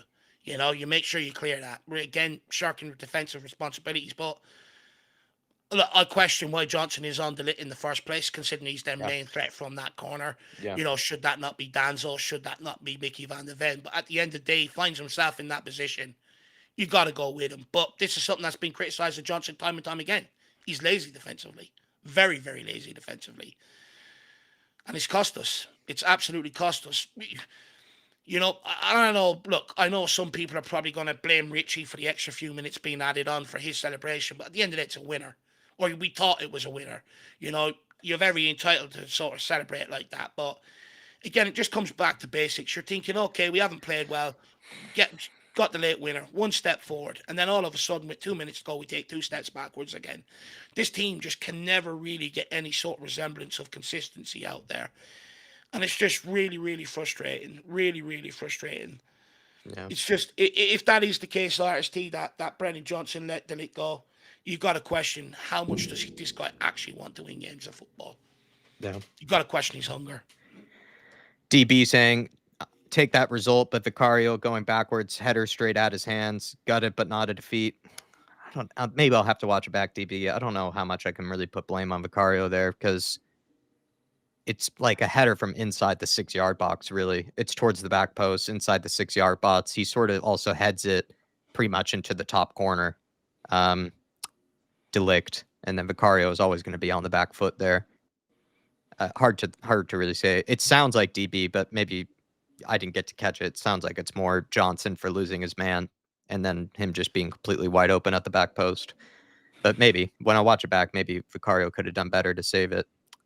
Jerome saying with the super chat, it is a fair result and it was a crap game in general. If we were braver, we would have beaten them easily because that United team is so poor. I'm on the same boat as you today, Jerome. I think if he had gone with the right lineup today, Thomas Frank, I think we could have won this game. If we weren't just the masters of our own downfall with the 2 mistakes that led to the goals, we probably could have won this 1-0, 2-0. But at the end of the day, it's still not that convincing. The general play going forward is still pretty awful. Perhaps, though, the reason it was bad going forward is because he went with the wrong lineup, though. Like, had he gone with Odebear, maybe we would have been a tad bit better. If he had gone with maybe even, I don't know, we weren't calling for Matisse Tell, but Matisse Tell showed a whole lot more than Richarlison did in this game. And taking off Kolomwani also felt like a tad bit of a mistake. And just, it was poor play in general. Jerome. just But Man United, like you're saying, Man United were nothing special. Nothing special. look. The reality is, I get it. We can sit here and say if it's a fair result. You know, maybe if you're a neutral and not a fan of either club, yeah, fair enough. But the reality is that United team were there to go at from the very beginning. Yeah. They were there for the taking, They and had that 2 lineup shots on that we target, put out, both of them the goals. exactly, Yeah. like that lineup that we put out from the start, sort of signaled that we were okay to try and make it be a cagey half for the first half, try and nick something from a set piece and make the game difficult. It didn't exactly scream a manager that's confident, you know, in terms of where we are at and going at Man United. You know, and I think we played scared from the very beginning. It's only when he really brought Wilson-Odobert on and Destiny Udogie down that left-hand side that things really changed. And Yeah. for me, you know, we could sit here and say, you know, he's preserving Destiny Udogie, but if he's fit enough to come off the bench, then how's he not fit enough to start? Same with Wilson-Odobert. Again, I think Thomas Frank got his lineup wrong from the very beginning. It didn't exactly instill a lot of confidence into the Spurs fans with that lineup, so I can only imagine it sort of boiled Man United, you know, and galvanised them thinking that we were there for the taking today with that lineup. And then, you know, I also then question, does Frank actually know what his best 11 is? Again, it's another instance where he's Got to figure it out. over-rotated for no reason at all. And it's cost us points, you know, and it's becoming a huge problem, you know, and it's just starting to become frustrating again, you know. From open play, we really do struggle to create a lot of chances and stuff like that, which again is a huge concern. The reality is, it was two mid-table teams out there today, and that's Yeah. exactly what we've seen on the football pitch. But make no mistake about it, this is 2 points drop. They were there for the taking. Now all of a sudden you're looking at it, between the last international break and this international break, we've had one win in the league. Yeah. One win, one Yeah. draw, and a couple of losses. Yeah. The early momentum is clearly starting to fade. And off the back of this international break, they have to pick that up very, very quickly. We could sit here and make all the excuses that we want. Oh, well, you know, he's got Richarlison, Johnson. He chose to leave Udibert off the bench today.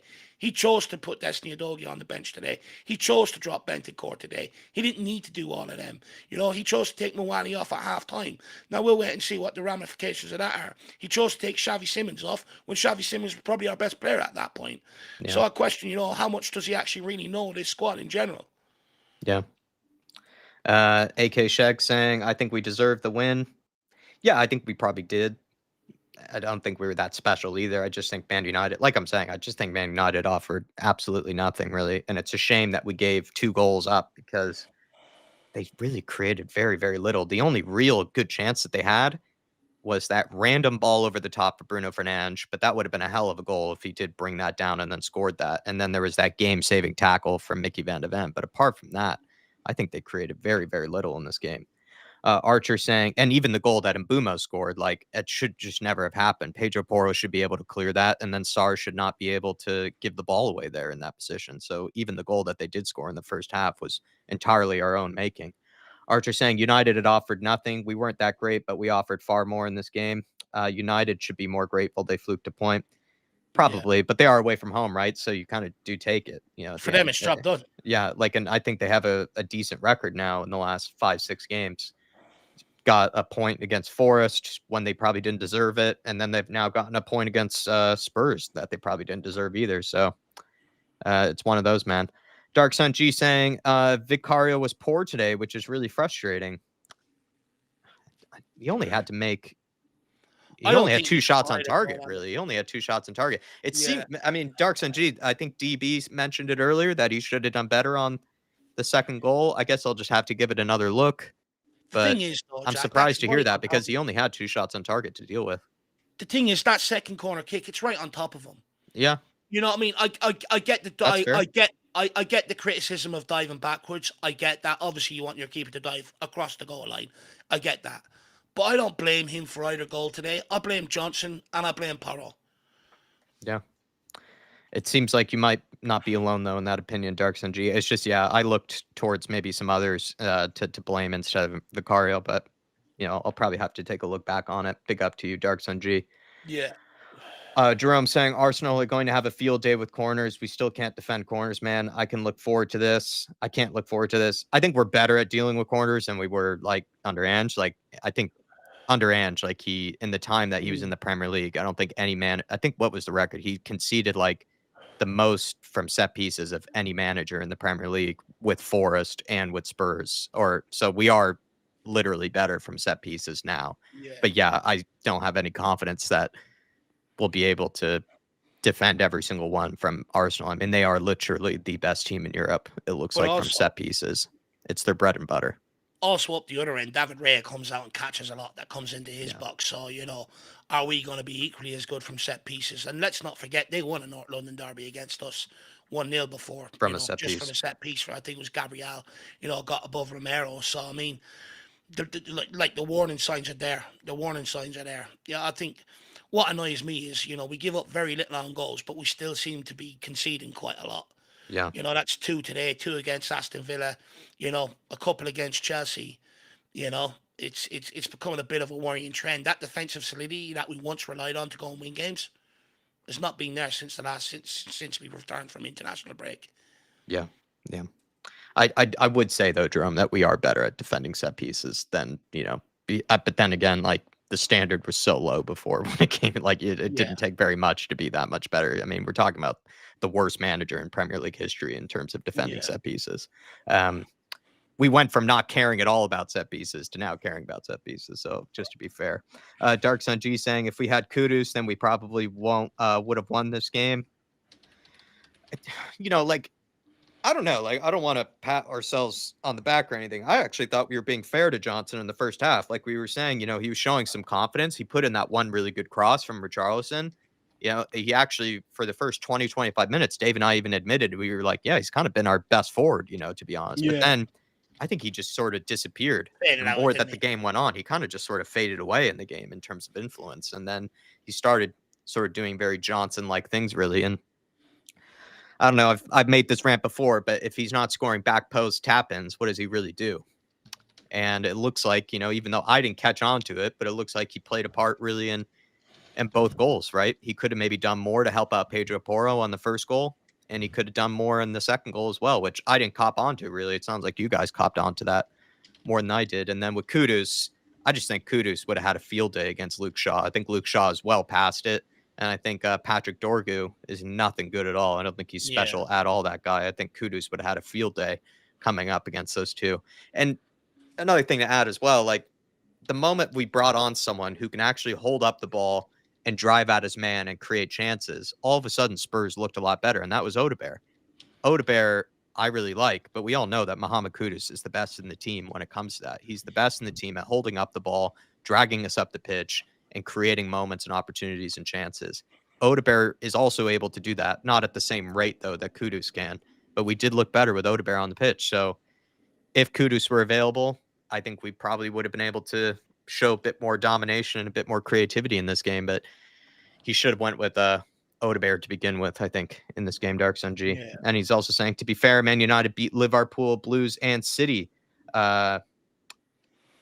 Did they beat City recently? I don't think they beat City I know, recently. I know they beat Liverpool and Chelsea for sure, but I mean, isn't that the difference though, right? You're seeing a Man United team coming up. They've had tough fixtures. They're pulling results out of them. We've had tough fixtures and we've dropped results in the majority of them. And that's the difference right now between us and them. And at the end of the day, we can sit here and say, oh, they bet Liverpool, they bet Chelsea. Yeah, okay, fair play. Would most not agree that we probably have a better squad overall than them, maybe? Yeah. At the end of the day, it's 2 points dropped. I'm not going to sit here. I'll judge United on what I've seen from them today. They were there for the taking. We're not anything special, and we looked like a better team than Man United today. That would be my take on things. If we had gone with a better lineup, and if we were just not as, I don't know, just not shooting ourselves in the foot with two goals that we gave up, I think we could have won this game, to be honest. And we were the team at home that we also have to consider, too. We were the team at home. Vicario has to do better for the last goal, says we always lose, mate. Paolo Maratti saying, I'm rooting for every team we play against, so this clown manager gets sacked. That's a little crazy there, Paolo, at this stage. I think you got to root for your own team, man. Yeah, whether you like the guy or not, let's not be as bad as, the cult that came with Ange Postecoglou, where it's like, you're almost wishing for your own team's downfall, to prove a point or whatever. Yeah. Let's not get into the realms of that. At the end of the day, there's some players that irritate you, whether you like the manager or not. At the end of the day, they're wearing the badge on their crest. You got to get behind it. You have to at the end of the day. That's what you do as a fan. You know, when you get to the stadium, it's your own choice whether you want to support or not. But in general, you know, you never bet against your own team, no matter how bad they are. You should never want that, Paolo. You'd rather be proven wrong about something than be proven right as Yeah. well, I would say, Paolo. Like I said even earlier, like I gave Johnson his credit for the first 20, 30 minutes of the game, despite what I may think about the guy. But then later on, I just judge it how I see it. And I think he went missing. But, I am going to judge it how I see it, even if I have my opinions, going Yeah. into things. What does everyone think about my guy, Matisse Tell, AK Shags? AK Shags, like, I didn't call for Matisse Good Tell to goal today. start this game, but he showed in that that one goal. Like, that was when we were missing so much quality too, AK. Like, no one was really doing much of anything. Richarlison couldn't hold up the ball, couldn't finish anything. Matisse Tell showed more in that little tiny cameo than we were getting from any of the forwards really all game. I think him and Odebear come out lifting their heads high. I think they kind of went on to win that game for us. It was just a brilliant goal from Matisse Tal. You know, we're seeing players struggle to get the ball under control. One touch, bang. You Yeah, know, that's the mark of that's what what they're Harry crying out Kane used for. to be brilliant at. When the ball was rolled across like that, hold his man off, one touch, bang. Brilliant from Matisse Tal. Absolutely brilliant. Yeah, I think, yeah, him and Odebear, I think, really can hold their heads high after this AK checks. So I'm glad that you called that out. Yeah. Definitely a Um, positive there for sure. yeah, definitely. Steve D, good to see Steve D. Positive Yeah, changes, positive reaction, 1-0 down to an informed side, and we all took a point perspective. I think we're sort of looking at it from the lens of they didn't look very good, Steve D, and we didn't look that great either. And it felt like we did look more capable of winning this game than them. And we could have nearly lost it. And it just seems like it just may be a game of shooting ourselves in the foot, Steve D. We went with the wrong lineup to begin with. And then the 2 goals that we conceded were also kind of out of our own making. So it just seemed like it was our own faults really for, the drop points today. It seemed like Yeah. it was preventable. Was preventable with the lineup and preventable with the players on the pitch making the 2 mistakes for the goals as well. Yeah, 100%. Look, at the end of the day, it's a point. We didn't lose. I'll move on, right? It's not going to ruin my weekend. But what you can't excuse is Thomas Frank rotating again and getting the starting lineup wrong. What you can't excuse is the 2 mistakes on the football pitch. What you can't excuse is conceding that header right at the back post with 10 men with a minute to go after clawing your way back into the game. These are things you can't excuse and that we have to question. They are not good enough. That is 2 points dropped. At the end of the day, we had the 3 points in our hand and we dropped 2 points today. It is not good enough. Yes, it's not all negative. Udeber, huge positive today. It was him that got on the ball, drove forward, played a doggy to set Matisse Tal up for the first goal. By the way, again, a doggy's another one. Why didn't he start today? Why did Jed Spence start? I spoke about it before the game. A doggy in Odebear has to play down the left-hand side because it opens up the pitch. It means you can carry a threat down both wings. He should have selected 2 of them from the start today. He got that wrong. But fairness, they came on. He brought them on the pitch. They changed the game. Matisse Tell taking his one opportunity today when we've seen players fluff their lines and had multiple opportunities. Huge positive. There are some positives to take from this today, but the reality is the positives are getting less and less with each game and each week going on. This is now 1 win in the Premier League since we've come back from the last international break. Once again, this period, things are starting to go tits up. Early momentum is sort of derailing a little bit. Let's see how we come back after the international break. I'm at the point where I'm frank out, nowhere near it yet. Don't get me wrong. I've had questions from the very beginning from the appointment, and I've had questions, does he know his best 11, etc., etc. But we'll see how we come back after the international break. If the trend continues, then we'll see what happens. But, at the end of the day, it's a point. We're still in touch and distance of the top 4. Move on. Scott Lewis, thank you for coming a member earlier, Scott. He's saying, amazingly, we are still third with players still to come back. I'm Yeah. off. Cheers from Melbourne. Big up to you, Yeah. Scotty. Tell came on as support forward, not as a striker. Worth pointing out, says Morlar. Great goal, Just man. quickly, Steve D, I'm not saying Tell should have started. I've never called from the start. I'm saying Udebear and the doggy should have started down that left-hand side. That's one thing I did say. And Odebear, maybe another positive to take from that is he was dropped for this game, bizarrely dropped, but came on and showed the courage and the bravery to sort of carry us and be, the quality forward. So lots of positives to be said about Odegaard in this game. Shikari Shock saying Chelsea's Sanchez goalkeeper put on a clinic in terms of how to claim crosses. Vicario has to do so much better with these set Fair pieces. point. That's actually a very fair point. That's a very fair point. Dark Sun G saying we played midweek. They had 1 week off. So also they only had Martinez out injured for this game, while our best players for facing United in terms of Dominic Solanke, Madison, and Kulu were all out. I did see that. I think all the goals, apart from like that amazing Van de Ven cross for that run that Van de Ven made last season where he slid it across for Johnson. Almost all the goals that we scored against Man United last season were, one of them might have been that sunny corner Olympico, but the rest of them were like Solanke scored 2 or 3 against Man United, Madison scored 1 or 2, and then also Kulusevski did. So fair point, Starks NG. And I also a think fair point that we did play midweek. I would say Copenhagen wasn't really too much of a test. Like, I'm kind of glad that we played Copenhagen because I think we kind of needed to play them just for the confidence boost, really. You are right, though, that Man United, they had a whole week to prepare for this game, and they didn't look that special, really. They, with a whole week to prepare, they really didn't seem that good. It's just, I don't know. Maybe it's just the frustration of we could have gone out and won this game, I, Dark NG. I think we're still just sort of living mm, off of, I'm just living off, we went with the wrong lineup, which is our own doing. And the 2 goals that we conceded, Dark Sun G, were also our own doing. So that's where I'm just frustrated. It's hard for me to let go of that at the moment in time.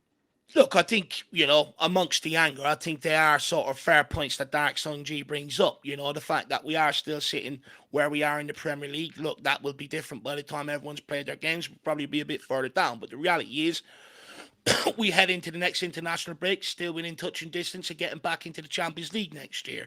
We do have quite a few injuries. They have had 1 week to prepare for this. I take all that into account. But we were 2-1 up with 2 minutes to go. No one was saying that at 2-1 up. I just feel like they're valid points, and I'll take that moving forward. That's why I'm not pressing the panic alarm yet. But the reality is, how much of it is also excuses to try and make an excuse for dropping the 2 points here today? The reality is, with 2 minutes go down to 10 men, you've got to hold on. It's nearly unforgivable, to be honest with you. Yeah. But the game was in our hands. That's the thing. I'm pretty sure when we were winning 2-1, no one had that stuff typed out ready. Do you know what I mean? Mm-hmm. It's fair points, but I do feel like maybe we're making a few little bits of excuses. But again, I suppose it's balancing amongst all the emotion, isn't it? Yeah. Yeah. Fair play, Dark Sun G. You have a cooler head after games than I do, man. Often does. Bergvall with the head concussion was also a huge blow. I guess like I was, it's kind of frustrating. Maybe Dark Sun G is Sar and Bentancur kind of made similar mistakes, that led to the goals where Bentancur gave it away when he was passing it to Matisse Tell. That led to the corner. And then Sar also played that bad pass to Van de Ven that sort of led to a goal. So it's kind of frustrating as those were the 2 options that we could have gone with in midfield. And I would say they both played a decent part in the goals that we conceded. So not Right. saying Bergvall has made plenty of mistakes that have also led to goals. So it's just something I guess we have to take on the chin, really. Yeah. That we've often kind of, like Dave mentioned, I guess you know, created a lot of mistakes that have led to goals, this season. Something that sort of carried on. I would say that was the case last season too. I feel like lots of times the goals that we conceded were often It's been the case our own since Jose mistakes. Mourinho. I mean, we've seen players do it left, Yeah, right, and maybe. centre, to be brutally honest. Yeah. But Look, it's hard to accept that I think Sar made a mistake, who I really like Sar, and I think he made a yeah, mistake that led to the first goal. I also defend Bentancur a lot, but I'm going to be fair and say Bentancur played a part in the yeah. second goal too. It was a terrible, terrible giveaway with like a minute left, really, when he had a lot of time too. So it's just frustrating, man. Very frustrating, Dark Sunday. Frustrating. It's one of them. Like, there are positives. I think Wilson Odegaard starting to come of age recently. Huge positive. If he can Yeah, come on and take the game to a Man United team, you know, it shows that maybe he is starting to come of age a little bit. Absolutely brilliant. Matisse Tell, one touch, bang, goes and scores. Richarlison getting his goal. Hopefully now that sort of, you could see the emotion that he was holding on to, the anger in his celebration and all. Hopefully now, the next game he can become a little bit more reliable, because at the end of the day, we're going to need him until January. We don't know if Dom Solanke is going to come back or not. yeah, Um, yeah, so yeah, there are some positives, I suppose. Frank rectified his mistakes, from the starting lineup and brought the players off the bench. But where I get annoyed is we're 2 minutes away from taking 3 points from shithousing a win. And to be honest with you, it probably would have felt better that win rather than beating them 3 or 4-0 today. The fact that we didn't deserve it and we shithoused it. And then also, the fact that it just leaves you thinking, if he would have started a dog in Udebur from the start, could this be another lot easier game for Tottenham? Would we be in the situation where we're 1 down, sort of chasing the game? So it's one of them. There are positives, but I just think it's our own mistakes that have led to this today, and that's the frustration. I'm in the same boat. You take one step forward, and then all of a sudden, within 60 seconds, you've gone 2 steps backward. It's only this football club that does this to you, I swear to God. I definitely agree with every word you said at the end there. I'm taking a lot of your comments. Appreciate all the support that you guys have given us. If we're missing anything, we'll try to bring it up in the post-match reaction as well. And we'll head into this international break with plenty of questions, I think, still, to be honest. Like, that's what's kind of funny is I would say before this game, I didn't really know what to make of Man United, and I didn't really know what to make of Spurs. I kind of still feel that way after the international break. There are positives, and then there are also some question marks as well. So a difficult one, really. I do think we are actually better than Man United from watching this game, but I don't know how good we actually are at the same time. It's hard to really tell how good we really are. But I appreciate you guys, and we'll see you all next time. Hit the like button if you haven't on your way out. Yeah.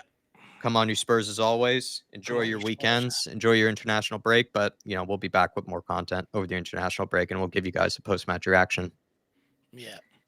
Come on, you Spurs. Have a good evening. Have a good weekend, everybody. Come on, you Spurs.